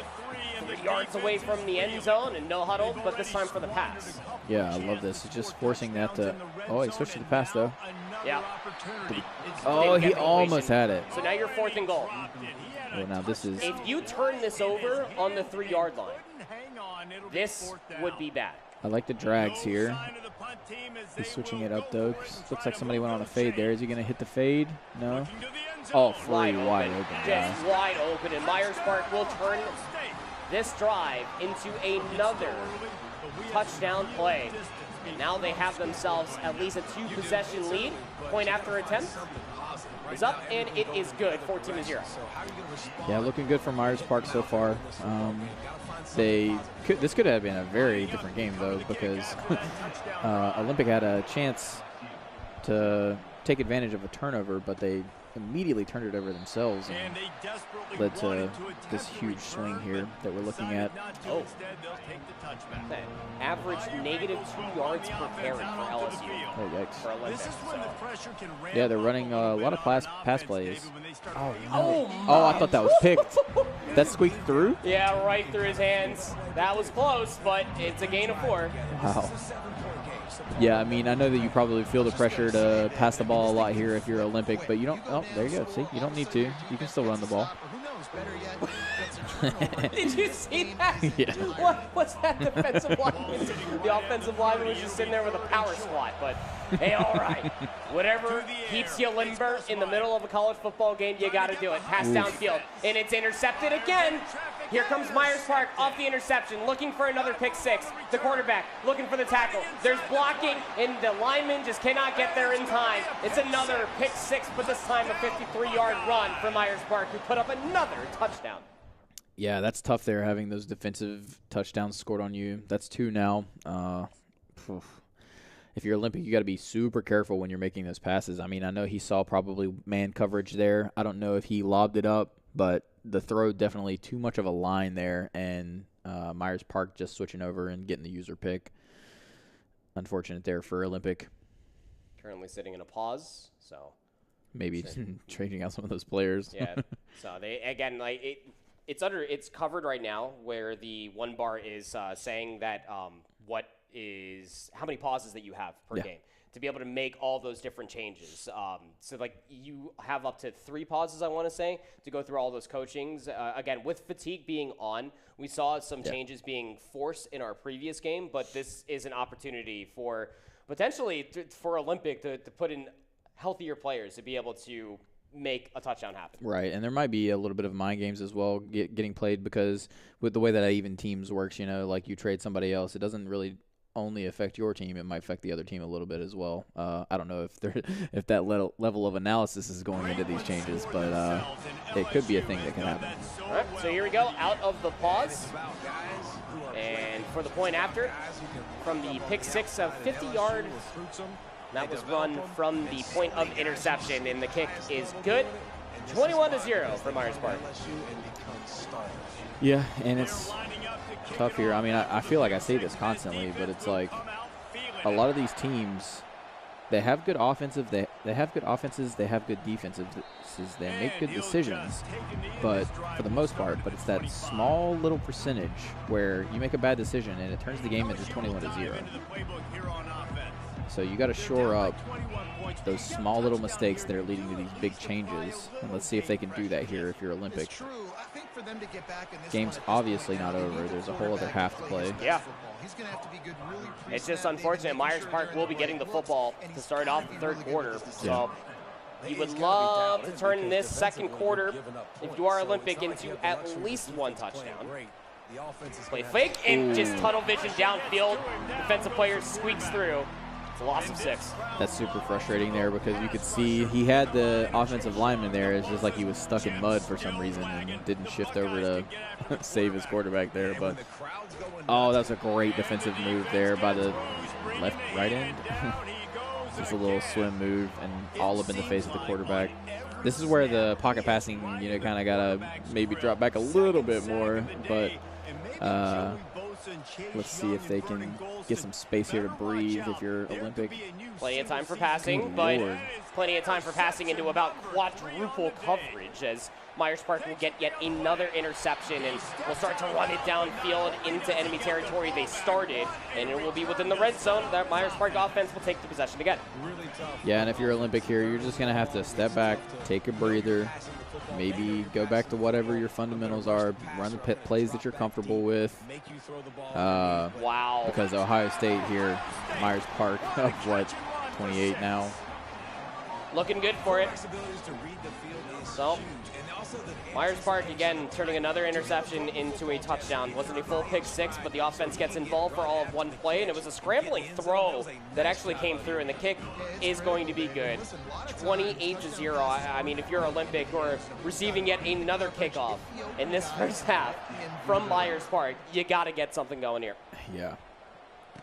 You got to be aggressive on offense, but like we've said, maybe not too aggressive because you've already thrown a couple picks, but just find something, find your groove. Whatever your fundamentals are, whatever the plays you're really comfortable with, start running those.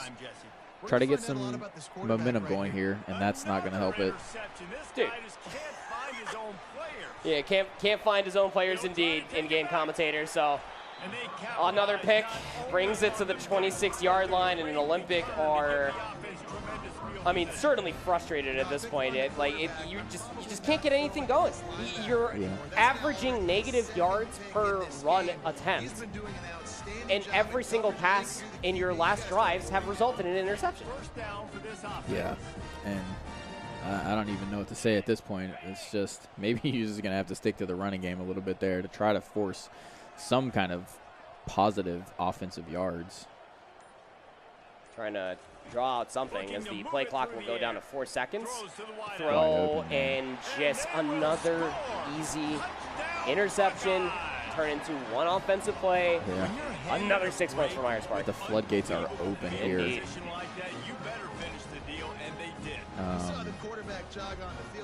Yeah, I mean, if you're Olympic, like I said, let's maybe just take a breather, step it back, try to get some run plays going here. You gotta find something that's gonna start that momentum. Again, Myers Park has scored 30 points in this half, so you can score 30 points in the half.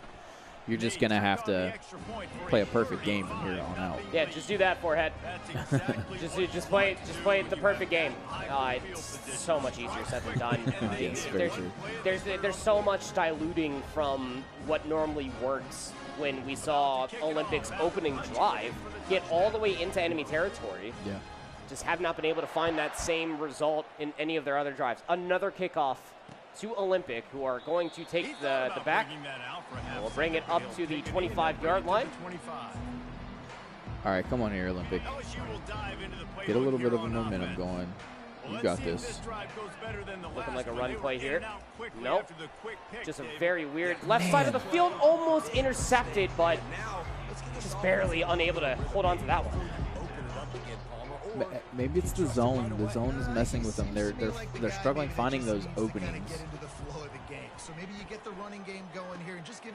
Yeah, you're making those passes too soon. And we've got another pick 6 here from Myers Park.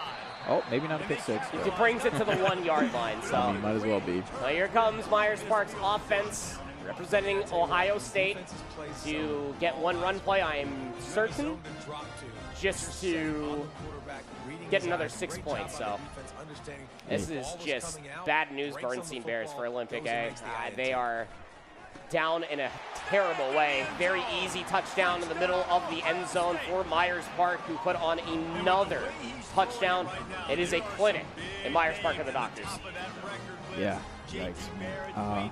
You're just going to have to, when you get the ball again, Olympic, you're going to have to let your plays develop a little bit. I mean, if those, on those cross routes, if that receiver would have had maybe another second or two, he would have broken out into some open space, but it's just, I don't know if they're worried about the defensive line getting to them or what's going on, but they're forcing passes when they don't need to be. And we know that they have it because, like you said, on the first drive, they drove right down the field, right? It's just they're becoming overwhelmed currently. Certainly looking like it. Just need to take a breather. 42nd point, 42 points scored in the first half alone. It's just egregious. Yeah, it's insane. That's a big number with these accelerated clocks and shortened quarters.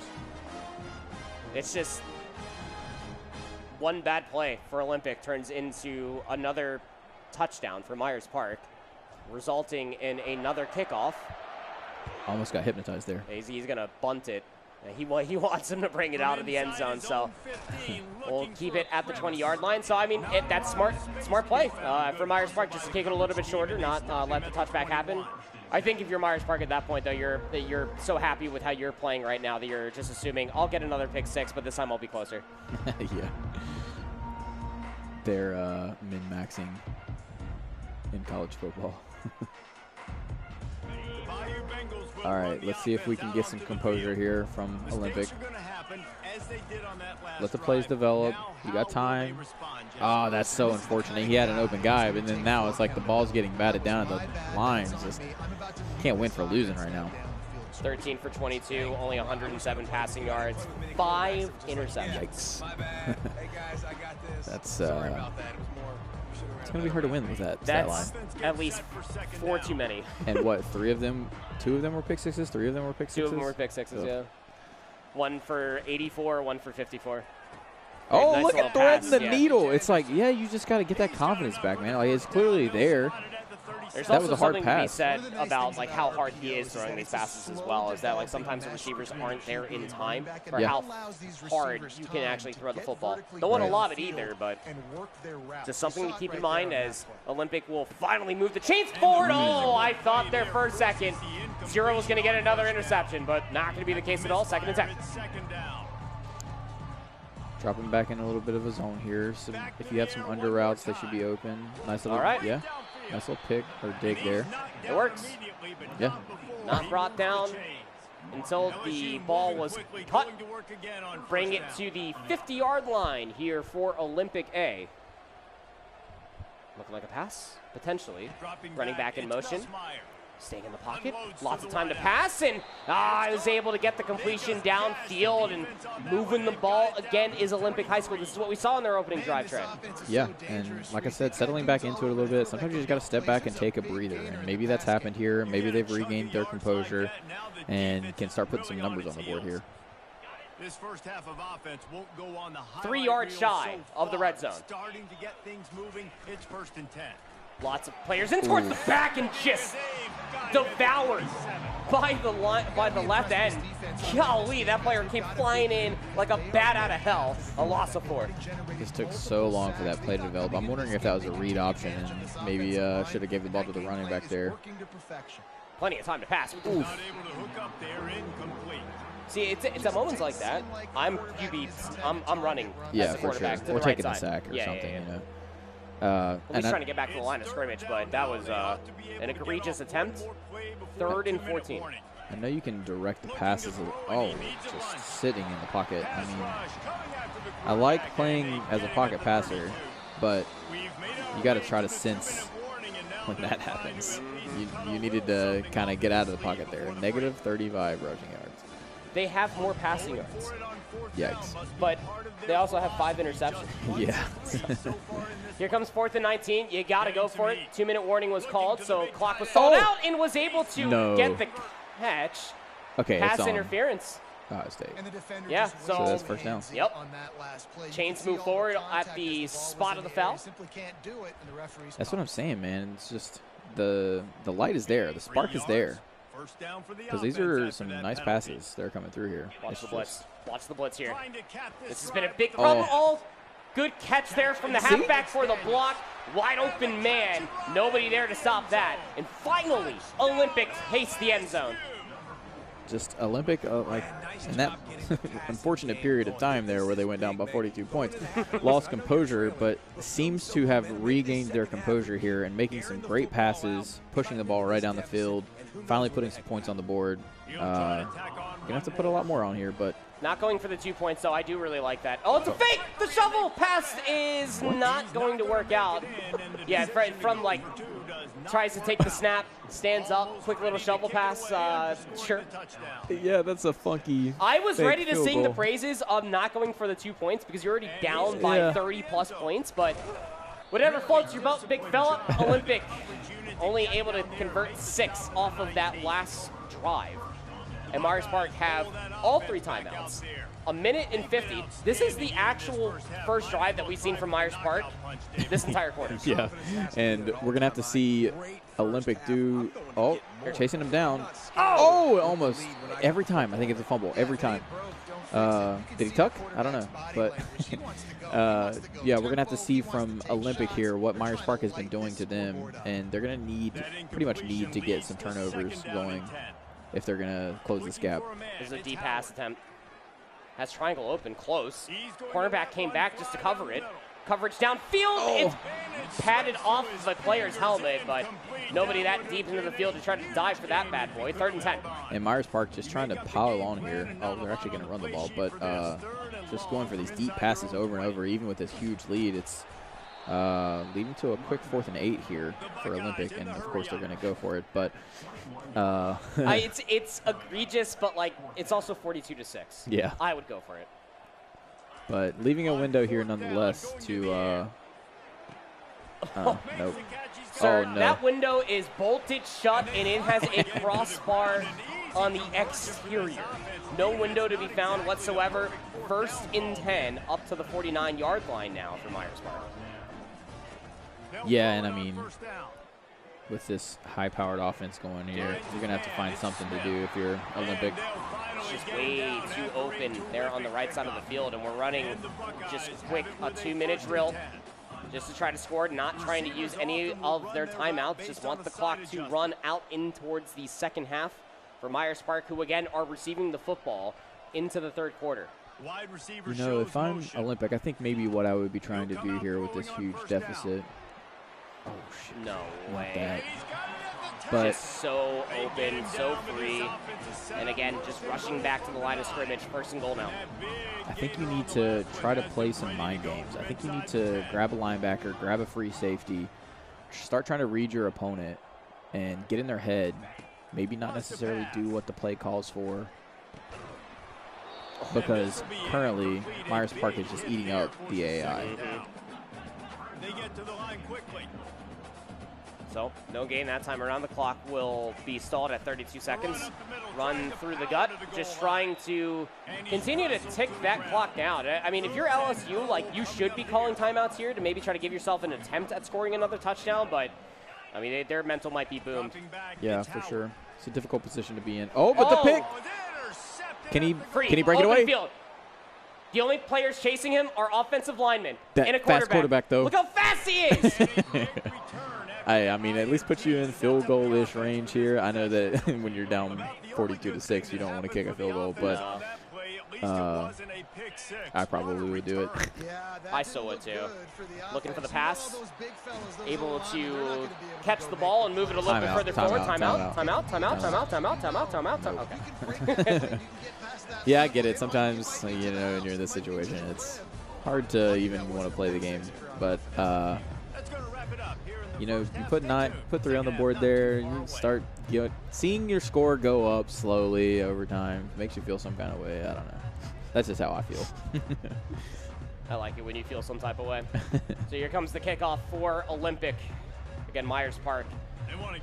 I want to say they put up like 30 points within about 3 minutes. Oh, here comes wait. the onside kick. Oh, no, right out of bounds. Yeah.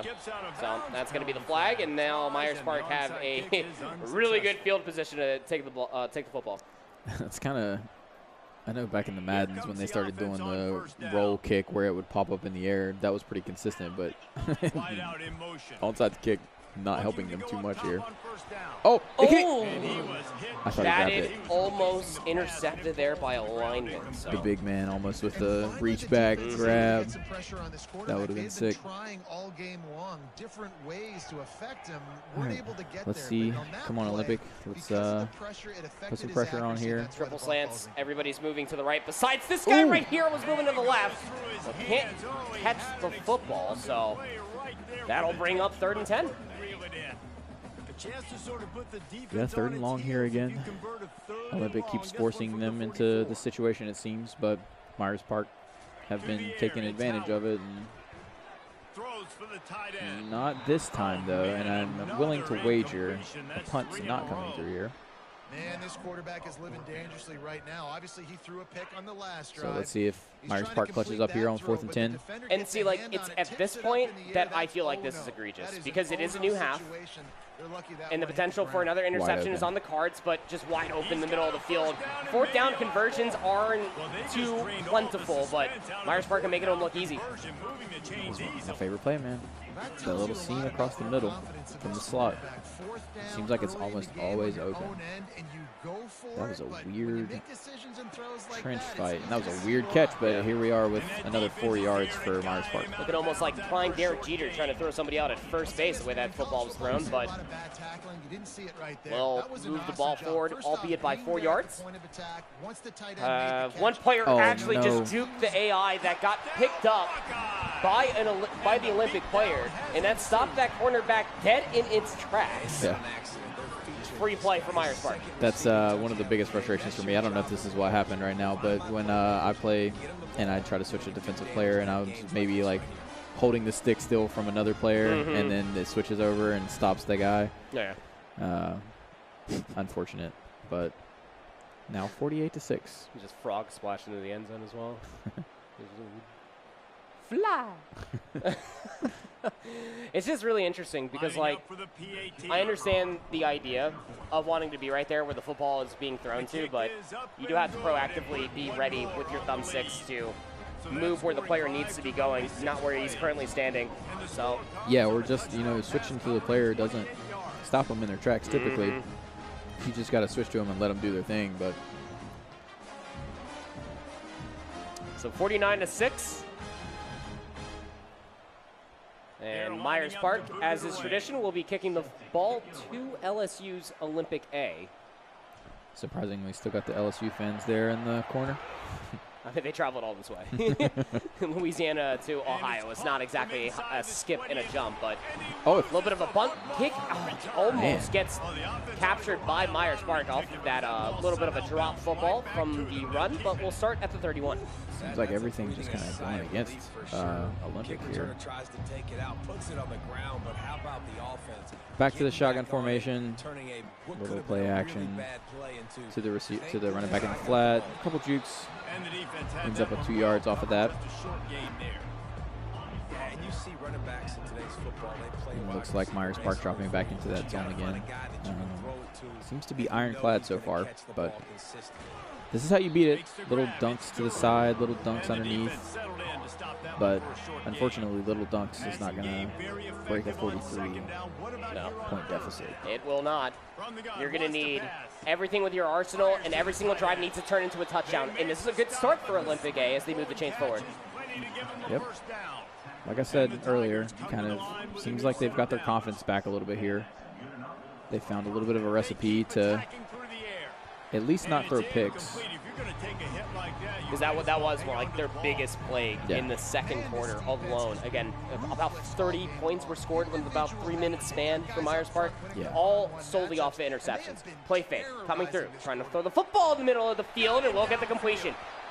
Keep control of that football, cradle it like a baby, so that way when you fall to the ground, it's still yours to play with up to the 27. Yeah, now Olympic looking good, finding their stride. Let's see if they can punch it in here. Stuck in an audible, it looks like. Not sure what's going on here. They're running back in motion. Oh, no, and then right back to the pick. He didn't even have to jump. You threw it right to him. And now he's got an open field. Here comes the halfback. We'll chase him down, but, like, brother, something's got to give. He's not a referee. He's got a red shirt on. But, yeah, I mean, I don't know what to say here. It's a tough deficit for Olympic. I mean, maybe just didn't see that guy. It was the QB spy. Yeah. Just the middle safety, just chilling. All right, so another attempt for Myers Park to put 6 up on the board as they move it a little bit further forward off of that opening play. Still in enemy territory, 2nd and 2. Yeah, take a little run, get this, secure this first down here. Oh, almost juked out the safety, but wraps up the tackle.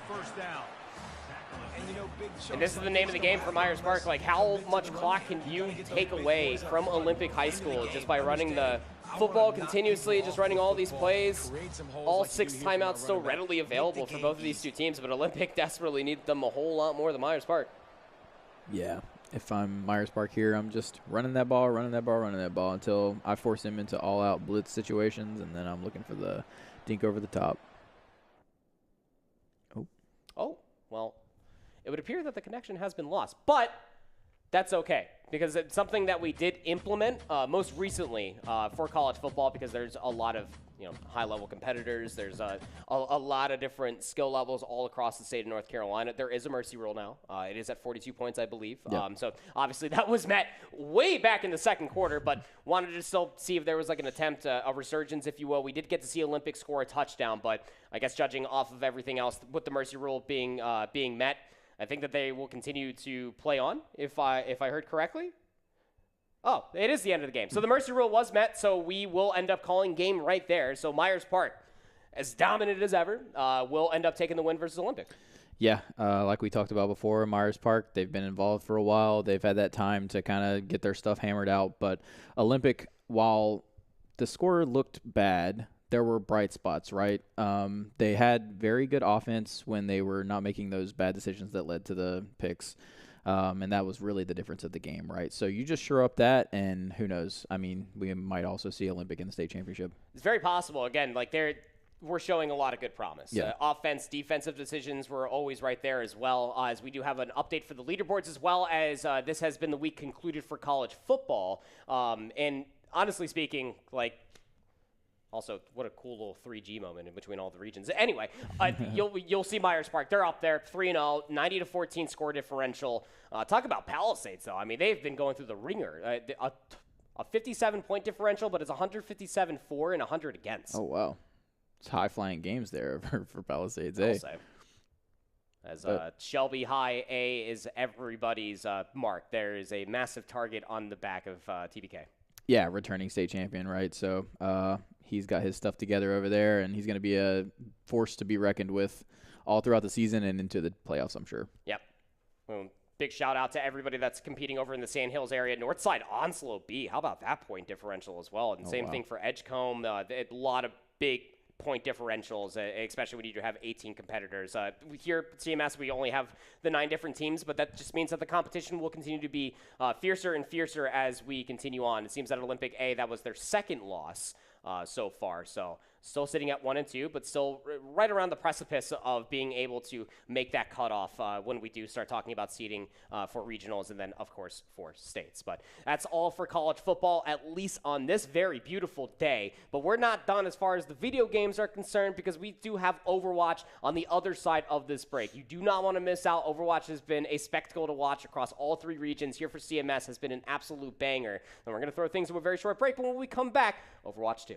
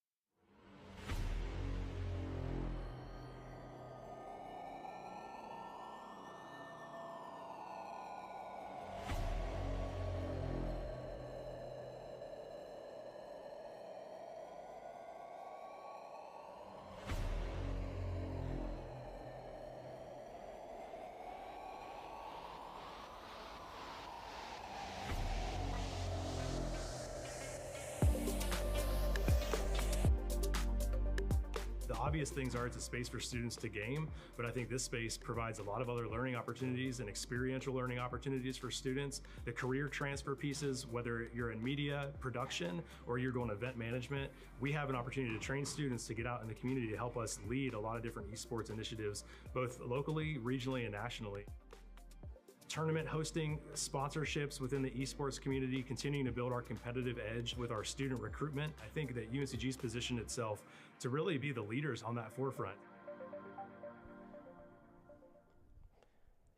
Big shout out to UNC Greensboro. Always awesome to be able to see what they're cooking up over there. I mean, and they're absolutely right. It's not just being a competitor for a lot of you high schoolers out there as well. There's tons of different opportunities in esports for everybody. Yeah, for sure. You love seeing a big college like that kind of pushing the charge for esports. As we were growing up, not a lot of that happening. So, yeah, esports was still happening in blockbusters, and I know that you guys probably don't even know what that is anymore. But regardless, one thing that you do know exists is Overwatch 2, which is exactly where we're headed next for this broadcast. Overwatch 2 is a beloved game across the entirety of the globe. Again, very traditional 5v5. You have 1 tank, 2 DPS, 2 different supports, and we're seeing a lot of these high schoolers start to really develop themselves as far as teams are concerned as well, as we are setting ourselves up for Crossroads versus Providence. Yeah, and I'm excited to jump into this match here and start learning some more of these characters. I'm sure I'm going to be hit with some new guys that I haven't seen before and be confused, but ready to see what they've got. Yeah, again, Overwatch, everything is already set in stone, like where we're going to be playing, where we are going, the game modes that are going to be played as well. All the maps are already predetermined, so we don't have to worry about anything for a map veto process. The meta really hasn't changed all too much from the most recent update as well, so you'll probably see some similarities, but we might end up getting a certain specialist out there one of these days as well. I know that there's like a Bastion one-trick that plays in the Western region. I'm pretty sure that they have a Tracer one-trick in the Sandhills area, but here in CMS, it just seems that everybody's kind of like vibing with like all the coaching that is available. Again, Jake Overwatch is making content pieces for you all to digest and to be able to intake into your own gameplay. I mean, one of the best to ever do it, one of the best Junkrats of all time, now turned pro commentator for the Overwatch Championship Series. It's just something you got to take advantage of. Yeah, so sick. Like we've said multiple times on this before, is just having access to a professional level player, just going to up your game, and something that we would have never even dreamed of being a thing, but now we got it right in our little league here. That's awesome. I've been watching a lot of those as well. I've been involved in Overwatch since it came out, realistically since the beta back in 2015. Wow, I'm old. But without further ado, let's get it underway. Crossroads, Arts and Science versus Providence B.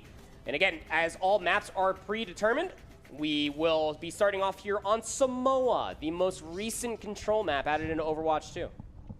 It's a little bit of a me-you matchup, right? Yes, yeah. Crossroads is me, Providence is Trey. Providence been showing up to all these matches and loving to see that, and I think that they were a bit of a late ad as well. So same for Crossroads too. Strong, yeah, and that's what's also really cool, and I hope that they are watching this broadcast back, so that way they can end up really hearing these praises as well, because BWF 45 is actually Crossroads Smash player as well. Oh, nice. So like this is something that Eli and I were talking about in our recap. Is that like it's just really awesome to be able to see the cross-pollination of esports. For sure, yeah. I've seen a couple of those happening through some of our teams as well. Maybe we should start shouting all those guys out like you did.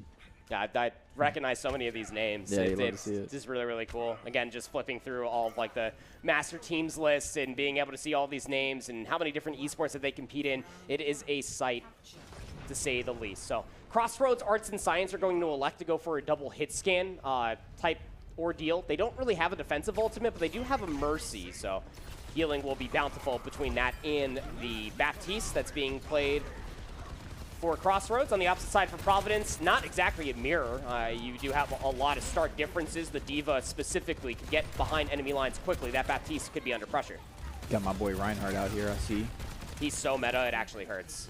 Like, he's just really good right now. It also needs to be said that, you know, Reinhardt has one thing that no other tank character has, and that is the girthiest shield in Overwatch 2. Like, it is the biggest by space.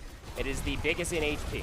It can get chucked down pretty quickly, but here comes the push off of the initial capture of Crossroads Arts and Science.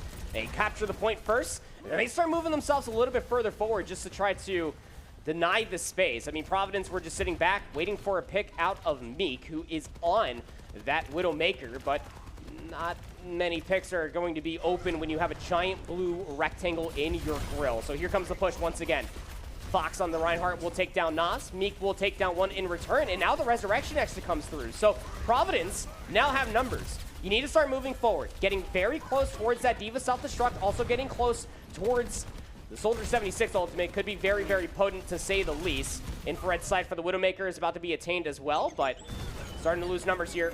Our crossroads, so it means that you have to call in a couple ultimates. Here comes the barrage from Kitty on that Bastion, but doesn't find much of anything at all. It's a clean flip coming through for Providence, all initially off of that pick. Yeah, and a huge chunk there, though, for Crossroads, putting this point up to 54%. But Providence taking space and also got 3 of these ultimates 4 now online. So sitting in a good spot to counter this push that's going to have to come through from Crossroads. Widowmaker infrared sight. It's exactly what it sounds like. You can see through walls. Got to land these headshots, though. Nice headshot there on a Kitty. Brings him down to like 10 HP. Golly, just barely survives. Fox actually gets off of the Reinhardt and goes towards a Roadhog. So that's going to make this a little bit more of a scrappy composition, no pun intended, but should be easier diving opportunities and easier sniper shots also come through. No defensive ultimate means that Soldier 76 ultimate should have found a lot of value, but not the case. But how about a self-destruct from downtown? Able to mitigate losing all of their other teammates. This D.Va is doing everything. Milano gonna be able to take down one more player with Meek's help in the back line in Providence hold. Yeah, and still sitting on 2 ults after all of that. But 2 ults as well for Crossroads, so even there, but they've now surpassed Crossroads. Providence has up to 65% on the point here, so Crossroads are going to have to dive pretty quick here. The big thing that you have to be on the lookout here for Crossroads re-entering in towards this fight as they try to take the high ground is that Edor currently has 10% shy of getting the tactical visor. And Milano feeling themselves just off of that previous engagement. Gets a little bit too far away from their supports, and now here comes the Baptiste ultimate. Able to at least put down the amplification matrix, and well, now is able to get the resurrection. But where's the damage, man? The trades are still coming through. Nas gets revived. Whole Hog has been released from Masked Fox as he takes down Nas. So Bastion only alive for a certain amount of time. Meek able to get that infrared sight again. Gets behind enemy lines. Gets the headshot onto BWF.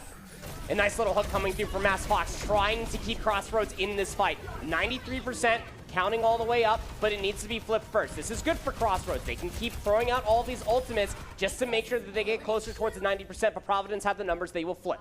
That was a huge flip there through Crossroads. I don't even know when it happened, but I looked up and noticed that it was going out for them, and they didn't even wipe Providence, so they just brute forced their way in, I guess, and kicked Providence off the point. Yeah, it all started when Milano got demeched over when they were meeting in the high ground, and then once the D.Va went down, everybody kind of like scarced back over towards where the Widowmaker was, away from the point. So I mean, Crossroads just stood on it and were able to flip it, but. And that's good play from Providence, right? Because if they would have maybe tried to push that to keep the point, then they might have wiped their whole team and had to respawn. So the good plays there, I guess, from Providence. Yeah, good macro being exemplified here for Providence as they are able to take the first stage as now we go in towards the city of Samoa. We just got away from the factories, and now we get to see the beautiful sights here on Samoa. Look at those trees. Yeah, the piloting of the free cam is always fantastic, because again, we get to see so much of like the map design. I know like the designers for Overwatch put like a lot of detail into making these cities as close to the ones that they are replicated from. Some swaps are coming through. Now we have a Zenyatta for Providence, which is a very easy blow-up potential for Edor. That swapped over towards the Reaper. Hook will come through. Will displace Nas ever so slightly with the defensive matrix, make sure that he can get back to his team safely.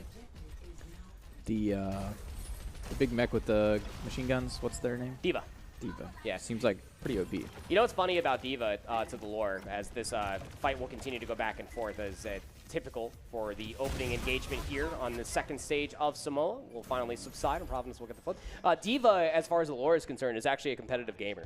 And nice. D.Va got the call for the Korean government to come fight not for Overwatch, but for some like sanction because of her skills in the game. That's cool. Yeah, really cool character design. As Meek has really been a massive issue for this entire team, is actually going to find a rogue frog behind enemy lines. will get the Orb of Harmony just to make sure that they can maintain safety. We also got Mass Fox switching over towards their third tank player. And Nolano is just running through everybody. D.Va does do a lot of damage if you can get all those micro missiles in towards their face, and Mass Fox will claim their own life from the splash damage of the primary fire. Yeah, seems like Providence is playing pretty good fundamental Overwatch from what I can see. Yeah, Crossroads are just struggling to like regroup fully. Providence are just eating them alive. A little happy word. Is this a long walk from the spawn here? Not really. Yeah, it shouldn't be. I mean, time. That's the problem when they lost their Lucio, is that they lost their main point to be able to get back here quicker. Self-destruct, found 3, and the last one, how about a 2 DPS? And then Meek's there to take down the Roadhog. 3 dead for Crossroads, as we're up to 70%. Yeah, maybe a little bit of desperation there coming out. They realized that it was ticking away so quickly and taking them so long to get back, and I guess maybe pushing forward sooner than they should have there. And with the D-Boy is just coming up, and you can see where the rest of the team is located at. There's so much damage that's being funneled into all the different members of Crossroads that BWF just simply cannot heal everybody. You need your Moira. You need your utility to come all the way through. And you also don't have any ultimates as well. The orbital assistance is online for Fruit Loops. Providence probably going to be looking to use that here in this upcoming fight, as overtime has now to hit. Crossroads have to flip this just to stay alive in this map number 1. But Nolano and Nas are just ripping them to smithereens. Orbital assistance called in, but it wasn't even required, as Providence take the second stage and a convincing 100% to 0. They'll take map number 1. Yeah, they just planted their feet in there, built their home, and didn't move, it seemed like, for Providence. Tough for Crossroads. I think I saw a 15 kill streak there, so probably not a lot of deaths coming through for Providence at all. Yep, here's that play of the game. It's the triple kill because, of course, it is a D.Va self-destruct. Has always been one of the, no pun intended, explosive ultimates. It has been running amok in the scene for quite some time, but regardless of it, I will say this much. I think that Crossroads did show some promise. I mean, they were able to at least make some really good decisions in the opening fights there on Samoa when we were in the factories, but it's just a war of attrition, if you will, that they just simply could not flip the point unless they had Nolano overextending. Yeah, and I think it was the first point that they were in. They had a sneaky little play there where they hopped into the point even without wiping the team, but just ultimately didn't get to hold that the whole time. But the second map, just a little bit of a more struggle for them. Yeah, how are you going to get to that Widowmaker? You had nobody in a position, or no hero even created to deal with the Widowmaker that you chose. So, like, giving away the Reinhardt and going towards the Roadhog, I get it from a personal standpoint. You can do more for yourself. But Reinhardt with that shield was mitigating more damage than I think that Mass Fox was willing to admit. As we move over to Coliseo for a little game of push. A little bit of roam? Yes, sir. Look at that. It's just really cool how they take so much inspiration from real IRL areas. Yeah. And they turn it into a map. So sick. And then I'm sure like map design in general is kind of intriguing to me. So like designing them perfectly where, you've got offense and defense meeting in the middle and making sure that that's exactly right. And not especially for a game mode like Push, because Push is linear. Yeah. So like it is even on both sides of the map with maybe like some different fixtures, but yeah. Yeah, it's sick how they do that. Your OCD would go wild if you were creating maps, yeah. For sure. So it seems that we're going to have a little bit of a role swap for Crossroads, which is okay. Just so everybody doesn't get upsetty spaghetti about it. So Gamer Boy will now be on the D.Va for Crossroads for a tank, and Mass Fox will take place for DPS. Edor will drop from DPS. It will now be a second support to BWF. Now, the biggest issue with this for Crossroads, you don't have a lot of burst healing, so that D.Va might implode. Is that a low health character? No, she's a tank, but like D.Va, if you don't have burst healing to overheal a tank, you could be sucked down to 200 HP for a long time, which is one Widow headshot away from death. But yeah, I mean, to be honest, switching up roles like that, probably not a bad idea. I think just switching things up sometimes if it's not working for you necessarily. Or maybe it's even just this game type, right? Like maybe this is the comp that they practice. Maybe Mass Fox didn't have a D.Va in their back pocket, but like that's it's either Diva, Winston, or Wrecking Ball that you need to get behind enemy lines and deal with Meek as, Bite, he ain't got nowhere to go, man. It's just a cleanup crew coming through. Gamerboy's last alive will get speared and dealt a swift demise. So, Providence will win the opening fight. Kitty's going to swap to the Genji, which is another good coupling pair because we got to get back to Meek. He is getting away with way too much damage. So this is basically the same game type, just not a car, right? Yeah, it's just a robot. It pushes like these two walls. You can see the progress up at the top right there. Yeah.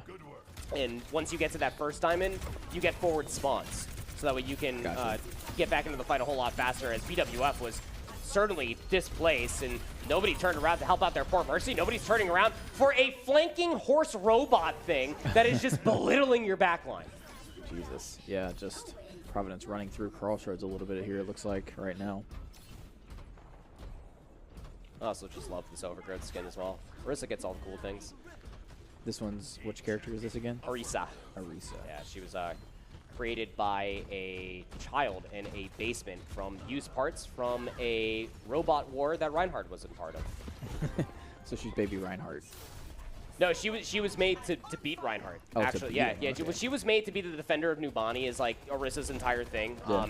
I think like the kid's name was like Effie or something that created Orisa. But Doomfist was like dismantling all of Nubani, and nobody was like stopping it. Overwatch wasn't around anymore, and Doomfist was just getting away with too much. So Orisa got created, the defender of Nubani, as the forward spawns were open right around the time that I was remembering that I'm casting a game of Overwatch, and Nolano is just letting them have it. Kitty tried to swap to the Widowmaker just to give for a sniper 1v1. We're about to have so many ultimates online. Here comes the self-destruct, and, well, Gamerboy just couldn't get back into a position to be able to recall that map. Mass Fox now to a different character. Once again, Unikitty to another character again. Actually gets a direct rocket for the elimination onto a discorded Master Meek. So the Widowmaker is out of the fight, but this cart is still moving forward. Nolano able to take down BWF. Here comes a tactical visor. Can mitigate all the damage with a defensive matrix, but the Orisa ultimate pulls them all back together. Gamerboy will take them down. Also had a Transcendence online for Edor just to keep the backline alive, but nowhere near Gamerboy. He will lose his mech. The fight is over. Providence are forced to wait for their respawns, but they're not too far away from where the robot is. Just looking at the map composition here, it seems like this is probably one of the more difficult areas to push through if you're on offense. Oh, yeah. You're literally walking right into their spawn, so they'll be right there immediately. You essentially have to get a very quick team wipe, as Gamerboy will remain in the Pilot Diva form. Is looking to get damage boosted maybe by BWF to be able to get that mech back online. 78%. It is expedited as a Pilot Diva, but that's a Lucio, I think, just dove the back line. Love to see it, honestly. As a support player, that's exactly what I do. My teammates hate when I do it, but sometimes it just works out, just like what you saw from Providence. You get repossession of the robot, and it will move back over towards that barricade and start doing what the game mode suggests, and that's push. Yeah, I mean, back to this difficult choke point, though, for Providence. See if they can break through this time. To the Bastion now again for Kitty. Just trying to layer in the damage. Okay, you do have a significant amount of burst healing from Fruit Loops on that Juno. Allows the Lucio there just to hang out on speed for a little bit and maybe swap the healing every so often. So here comes the push. Amplified on the speed. Pushing himself a little bit further forward. Self-destruct comes through. Orisa ultimate soon to follow. It's a 1-for-2 trade. The numbers favoring that for Providence. We're about to have a few more ultimates online. Can anybody get back to the cart in time just to stop it? They knew that Master Fox was still hanging around the joint, and that will be the last kill required. Master Meek will get that elimination. Can he get back to the point in time? It's just one Diva that's able to get there, but they're completely scarce. Edor is in a really bad spot, and they need the assistance from their Diva. Gamerboy's right there to give said assistance. The supports are all gone for Providence, so every single elimination should stick. Not enough healing there from the Lucio, as the last player will finally get knocked down, and Crossroads are trying to get back into a position to where the cart will actually push. Man, Orisa about just walked right up into their door, didn't she? Yeah, that's what she does. That was huge, but still didn't get to capitalize on it, I guess, completely, because Crossroads pushing the robot back here. But it has to get all the way back towards like their barricade, and it's like it's not too far away. You can see it right there. The blue barricade is not too far away from where it starts at the 50-50. Meek Gonna take down Mass Fox again. It's just forcing yet another 4v5, and Mercy's just isolated. No Diva to be found to try to help keep their supports alive. The next one is Edor. It's just too easy for Providence. Yeah, it's like every time Crossroads gets a little glimmer of hope there, Providence just shows up right before the robot's ready to touch that wall. Oh, robot being possessed again by Providence B. Tactical visor prematurely called. I don't know. It might have been a fat finger. It's not really a good position to be calling this in, as we'll get some damage, but no eliminations. Just kind of threatening where some of these players have gone, and Mass Fox actually took a shadow step in towards the enemy backline, and there's no Mega Pack, not where he was walking. There was one a little bit further away, but the robot marches on. Transcendence now called. We'll keep everybody bolstered with a lot of overhealing coming all the way through. But again, BWF is just isolated. No assistance. The self-destruct finds nothing. And everybody from Providence is on janitor duty. It's cleanup. And it's too easy. Providence win 2-0. So the second the cart there, or the wall, I guess, touches the final point, it's game over. Yep. Yeah. Very hard to tie a game of push. But yeah, Milano was the unsung hero, or I guess the true sung hero throughout everything. I just look at the position that Milano finds himself in. He's not even worried about taking the 1v1 versus the enemy tank, who's just so laser focused on trying to get back to the Widowmaker. And it's a game of you push, I kite, but the only player that needed to push forward was Milano. And it almost felt like he was popping active camo, nobody was looking at him. Yeah, but nonetheless, Providence looking very strong there. Crossroads was struggling to get their wall pushed, and they showed some promise there in the first map on control or whatever, but yeah, Providence just looking strong, countering everything that they were doing. Yeah, Providence is up there when it comes down to schools that you definitely want to be on the lookout for, and Palisades is probably another one as well. Just tons of different gamers. You know, Meek, I'm not too sure whether they played Valorant in the spring season, but when you're hitting headshots like that, Widowmaker is an off-meta character, technically speaking, but if you're just hitting head eyes like that and being able to find that much influence, that's something that could honestly carry them all the way into regionals and potentially as well states. And well, speaking of Palisades, we're actually going to be having them on broadcast next. So we will end up hopping into Lexington Senior versus Palisades B. So another me versus you. This one's going to be interesting. I haven't been able to see anything from Lexington Senior, but I do know that they are a happy bunch that are really, really just joyful just to be here to competing. I know that they have a Rocket League team, a Smash Brothers team, and this Overwatch team as well. But going up against Palisades, their B team, even if it is their B team, you and I casted them last week, they're still pretty damn good. Yeah, so we're going to see what they've got going up against a juggernaut like Palisades, I guess. But nonetheless, even if it's a tough matchup, it's good to have tough matchups. Makes you better. So, yeah, let's see what Lexington's got here. All right, back over to the sunny Samoa lands. And I would just, you know, it would really tickle me pink if someone just, like, plays Malaga. Malaga is the character that came out with this character as a tank player. He is very Samoan, go figure. Oh, nice. Yes. So, Lexington Senior going to be giving it their all versus Palisades. Yeah, I remember some rando a lot. He was the one that was switching off of a lot of different tanks, right? Yeah, he's a very good tank player. And Zyphy is a very flexible player as well.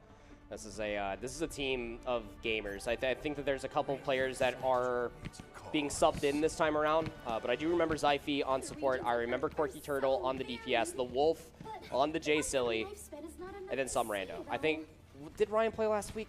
He might have, but it may not even matter. Some rando's tank fluctuation is just so superior. And we look at Amalga on the opposite side there for Lexington Senior High School, who are going to be rolling out with a very interesting composition. They will have the Echo flying high in the sky, backed up with the Mercy. So, going to have to watch out for the Cassidy that is being piloted by Quirky Turtle not to get sniped out of the sky. What is the character that Ryan is playing? Kiriko. Okay. Yeah. It looked a little bit like Genji for a second when I was confused. Yeah. She throws knives, not shurikens, though. Gotcha. And she has like little like healing cards as well.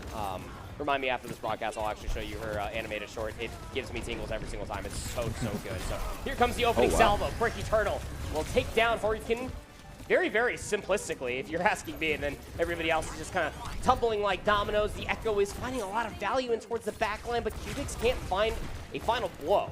Some rando is just existing. We're around halfway charged. Malga can live for a very long time so long as the Juno is just layering in heals. Nice sleep start coming through from Zyphy. will at least lead towards an elimination, and Cubics is in a really bad spot. We'll start to receive some healing. Suzu's going to come through from Ryan, make sure that no negative status effects were there, and make sure that everybody can maintain some semblance of healing. It's a back and forth. Nobody's captured the point quite yet. Still a 4v4 around the point, and now you're starting to have numbers if you are Palisades. The only difference is that you don't really have a way to take space until Quirky Turtle starts hitting headshots like that. A massive moment for Quirky Turtle as Palisades will win the opening fight. Yeah, Quirky Turtle locked in. He was flicking on some guys flying around in the air and just couldn't get away from him. Look, you gotta love the skin too. I know that he did play last week because I remember that lifeguard skin. Yeah, they had the lifeguard beach skin out of Cassidy. It's every time. Junkrat also has a beach skin. I wonder if the Wolf has elected to let the dogs out. Here comes the opening fight. Nice anti-grenade actually coming through from Zyphy, and they really don't have a way to negate any of that. There's no Suzu, so you can't use that to negate it. Graviton Surge earned because some rando has just been farming the living hell out of this Malga for Lexington Senior. The orbital assistance was called in, and maybe a desperation to try to keep everybody alive in the Graviton Surge, but not going to be the case. Yeah, Palisades just locked in on that point. 50% counting up.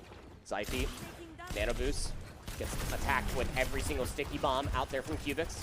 Mari does have the Valkyrie ultimate readily available and might end up needing that just to try to push themselves in towards what is looking like 3 ready to win team fight ultimates for Palisades B, starting with the Nano Boost. Who's going to be the target?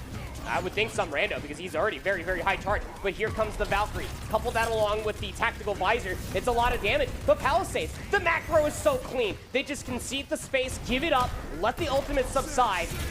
And now Lexington Senior is just trying to chase him. Here comes the Valgo ultimate and everybody's chained into a ring of death. Finally, Lexington Senior able to show some life. A late dupe comes through from Cubics, but still, an investment for ultimates required just to flip the point.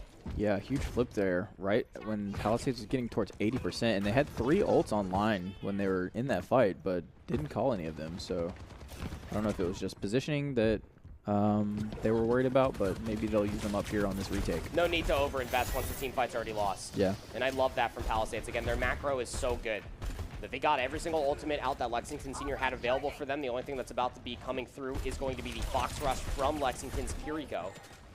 30% away from Ryan on the opposite side, so we're about to be having 4 ultimates, and some rando is charging this Graviton Surge so quickly. You just sit there and farm the enemy tank. Cubics is down incredibly low. The Wolves soon to fall and will finally lose their life. Here comes the Deadeye. It's high tide, and we'll take down Cubics in return. 4v4 on the point now. Resurrection coming through. Cubics now back on the map. And now you have this high ground if you are Lexington Senior High School, and you're forced to try to respect this if you are Palisades, who are just trying to run with their tail tucked between their legs. Nano Boost invested into some rando.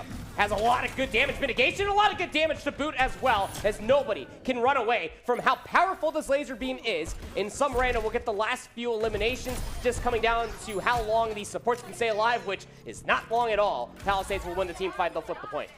Yeah, now looking definitely good for Palisades here. Didn't have to invest too much ult economy there. Still at 3 up. Only 1 for Lexington Senior. Got a Riptire to stop this play before it even starts. Couple that along with the Graviton Surge. That's a team fight win if you ask me. Trying to push forward, looking for that. Some rando actually just picks Cubics. Here comes the Fox Rush. Backed up on both sides. Valkyrie as well. Graviton Surge.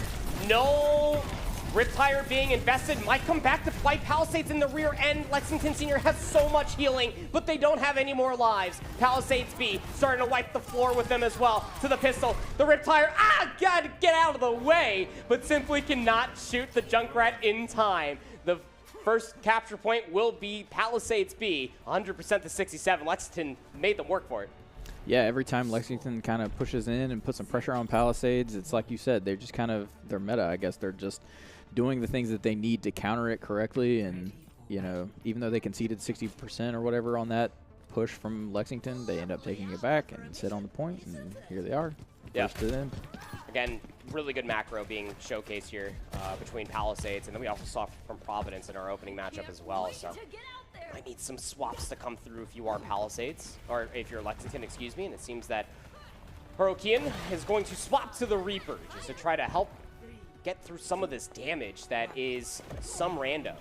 And it's just like, it's a multi-step process. Like, some rando's getting away with a lot of damage, and just when you deal with the tank, you're getting belittled by grenades from the Wolf, and Quirky Turtle's hitting headshots. So it's a good lunch half prize moment for Lexington Senior as they will get to the point first, but not unlocked yet. Let's see what Palisades has got here. So they've already conceded the space a little bit. See if they can break in. Kills coming through. Some rando. Quirky Turtle, the usual suspect, showing up in a massive way. Already very high charges. Some rando trying to farm on ultimate, trying to get this ult charge quickly. Nice Suzu coming through from Lexington Senior High School means that the tank can stay alive, but has to give it up, has to leave the space, and some rando will get that final blow. Palisades V with a clean team fight. They'll get the point first. Yeah, that was great. I guess timing from Palisades there. Even though they lost the control of that area there at the beginning, they still ultimately ended up with it when it mattered. I was watching the center there for the fall down. I was expecting them to die when he fell down, but there's a little jump pad down there, I guess. Yeah, it'll pop you straight back up to the the point itself. So gotcha. Having some technical difficulties, it looks like, for Mari, so we will take a very brief pause here just to make sure that everything is all square, make sure that everybody's all ready to play, but not too sure what the ultimate outcome will end up being, given the simple fact that that's about like a free 12% or so that was given up during the technical issue. But regardless, I mean, Palisades are just clearly playing with a different level that Lexington Senior just have not matched yet. Yeah, you'll love to see the this is my problem in video games. I get, I guess, tunnel vision, and I'll go full-on stampede into points and stuff, but you're seeing, like, the finesse, I guess, from Palisades in this game. So it's nice to see that, and we're back into the action here. It's like up to 28% for Palisades now. Yep, everybody back out of the spawn now. Ultimate is swapping over to the Zarya, just trying to go par for par. But if there's one thing we talked about, some rando, he is the Swiss Army knife of tank players. Quirky Turtle's going to take down Toro in towards the back line, immediately traded to support for DPS. And that's a lot of healing now out of the way for Palisades. So that should be Lexington Senior's go. Try to push this a little bit further forward. Cubics, got to take the duplicate. Got to take place of the Junkrat, trying to get closer towards that Riptire, but is not finding a lot of value, not finding a lot of damage. It's actually ultimate whatever. On the opposite side with the Zarya, high charge, trying to get all the damage possible, 70% to their Graviton Surge. And when Mari came back from the technical issue, all was resolved. Stopped lagging and started turning it on, I guess, during this. Also have a Bastion swap now. Fox rushes on both different sides. Graviton Surge being thrown out by some rando. Deadeye as well. For Quirky Turtle finds absolutely nothing. And the two support ultimates for Lexington Senior was enough to set up their tank for a Graviton Surge in the upcoming fight. Yeah, huge wipe there.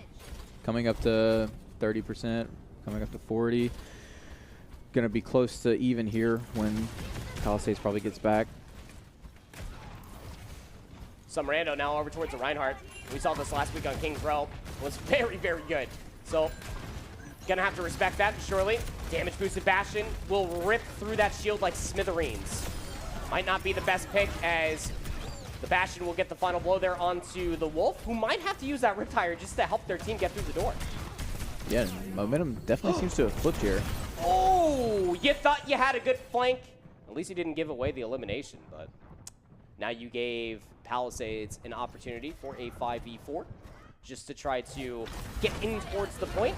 Graviton Surge, beat it out from Lexington Senior High. It's just going to couple everybody together. But the Reinhardt shield means that the Biotic Grenade will get everybody back up to full HP promptly, as now Palisades B, on a Death Ball composition backed by a Rocket Hammer of some rando, just bullies their way back towards the point. Here comes the Bastion ultimate, back in towards the choke point. Hold on a second here. Is he able to take down Zyphi? And the Resurrection also came back through. Lexington Senior did not have numbers, but it's starting to sway in their favor until some rando will take down their Bastion. So gotta give it up for now, recollect all of your members, and reapproach this with the Valkyrie ult. Yeah, it just seems like when it comes down to timing, it's just always on Palisades' side here. They have all their ults online now, trying to stop this push. They're in a deficit, but they're in good position. Down a member. Here comes the Valkyrie, trying to turn it into a Battle Mercy. Doesn't always work out, but it's a very hard target to hit. All 5 ultimates online. Here comes one of them. Zyphi will give out the nano boost to some rando, who hits a massive slam. 4 people go down on their backs. Fox Rush on both different sides. Zarya trying to stay alive for Lexington Senior, has Zyphy incredibly low, but the pin displaces them. Everybody regroup. Overtime, 99% for Palisades. And if they win this team fight, they will win the entirety of this map and take a 1-0 lead. Here comes the Deadeye. We'll end up completely taking out the duplicate for Cubics, who just wanted to touch the point in time. Not going to be the case at all. Palisades B, they hold on. They take map number 1. I got 2 words for you. Some rando, Reinhardt. Dude, it's just some rando. Like that, True. it's just this guy, man. He's just so versatile, and it says a lot. Like, it's not the right pick to go Reinhardt into that because of the damage boosted Bastion. You saw, like, will shred through that shield, but it's the timing, again, to your point, that he's fishing out continuously that helps maintain and take space away from the enemy team. And in turn, that just sets up Quirky Turtle on that Cassidy, who's just hitting so many good headshots. Yeah, the Valorant gameplay, I guess, coming through a little bit there, like you were talking about. But yeah, it's good to see. I mean, I feel like we're learning a lot here about the, like you said, macro of Overwatch, watching these guys play right now. 100%. So, where one venue leaves, another will accompany us here. Back over to Coliseo for a good old game of push, as we will attempt to see if Lexington Senior has the grit to try to push it to a map 3. I have to stop myself from breaking into Salt and Pepper every time you say that. Say what? Push it real good. Yeah. Just wait until I hit you with a, hey, yeah! Everybody that's watching this broadcast has no idea. This is what very Salt and true. Pepper is. It's okay. It's just for me and you. All good. Just a couple guys in their 30s that loves video games. We out here. So, Palisades B. Not taking any swaps, not going to be taking any substitutes for either of these two teams. As Zyphy will elect to go to the Moira this time around. The Wolf will stay on the Junkrat, and some rando. Golly, I just get so excited when I see him lock in Zarya. He's so good at this character. I love seeing the, what did you say, the Polynesian guy, or the Samoan guy? Yeah. Mauga. Looking like Maui running around out there. Is it a direct rip-off, or is it not a direct? How funny would it have been if, like, The Rock actually voiced it? Yeah, but it's not. Yeah. No, yeah. Oh, that would actually be that would tickle me pink. As we get underway here, 50-50 split. Could not ask for a more even playing field. Cubics is on the Sombra. So we're going to be looking for a couple flanks, a couple good key hacks, and maybe a couple blow-up plays in towards the back line. But, ew! Quirky Turtle, stop! Those 3 headshots back to back to back. That's not normal. Very good shots coming through. Pulls out the biotic grenade very early. And then you can see what it means for some rando. I mean, he saw half HP on a tank. He said, great, I will pop a bubble, and I will just run these guys down. It works out so wonderfully for Palisades, who have not skipped a beat from that one. Yeah, just running it down here is Palisades. And as we saw in the last match, it seems like this little bridge up here is the ultimate kind of sticking point. So they got to get there first. But it's mostly like through what we call the car wash here. Like when you get under the bridge and the enemy team is on top of the bridge with like a Soldier 76. Yeah, it's tough. That's where it can get really, really annoying. But the Wolf with the J Silly, able to find that first pick on a Cubics. That's typically not how that kill is supposed to happen, as it's an aerial target and he has a grenade launcher. Deadeye already earned. It's just so free. I mean, yeah, he missed all those last 3 shots, but it's just insane.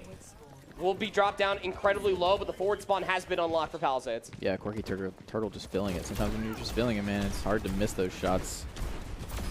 Oh, just taking another one out. And it's like, there's no mercy pocket. There's no damage boost. This is just raw hit scan capability. Mari's going to be able to get the resurrection on the Cubic, so we're back to a 5v5. Here comes the Valkyrie. The Nano Boost also invested on the Lexington Senior. That way they can try to help this Malga take more space away. Fox Rush invested on the opposite side. Palisades also have Graviton Surge, I'm sure that they want to use. The Quirky Turtle just gets in their grill. The Mercy trying to get the heck out of dodge. 1 HP, looking for some healing, is sitting side by side with their support, but they're being flanked by a Moira. They only needed the Fox Rush, and Palisades B might make this a DoorDash. Jesus, they just pushed right up into the door. They don't care. Quirky Turtle just hitting all of his shots here. Deadeye, invested, Malga is going to come chasing him away.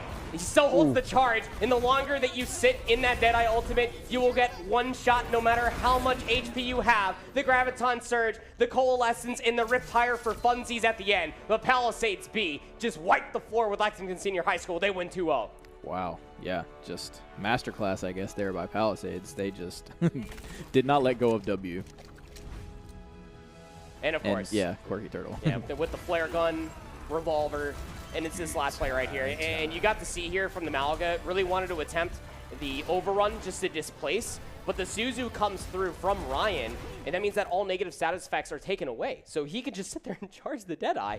And even if you have 1,000 HP, the Deadeye will last a long enough time for you to be able to complete that skull and still get the one shot. So. And yeah, so once it closes, just one shot on anybody, right? Correct. Yeah. Anybody within line of sight. So Yeah. Cassidy will be a mainstay pick, I'm sure. We saw a lot from that with Quirky Turtle, but I guess also at the same point in time, what I'm mostly interested in now, and I know that I'm kind of I'm not as sad as I should be for my boys at Lexington Senior. I'm happy that they are still playing, and I'm happy to see their progression as far as the game is concerned. But Palisades B versus Myers Park A.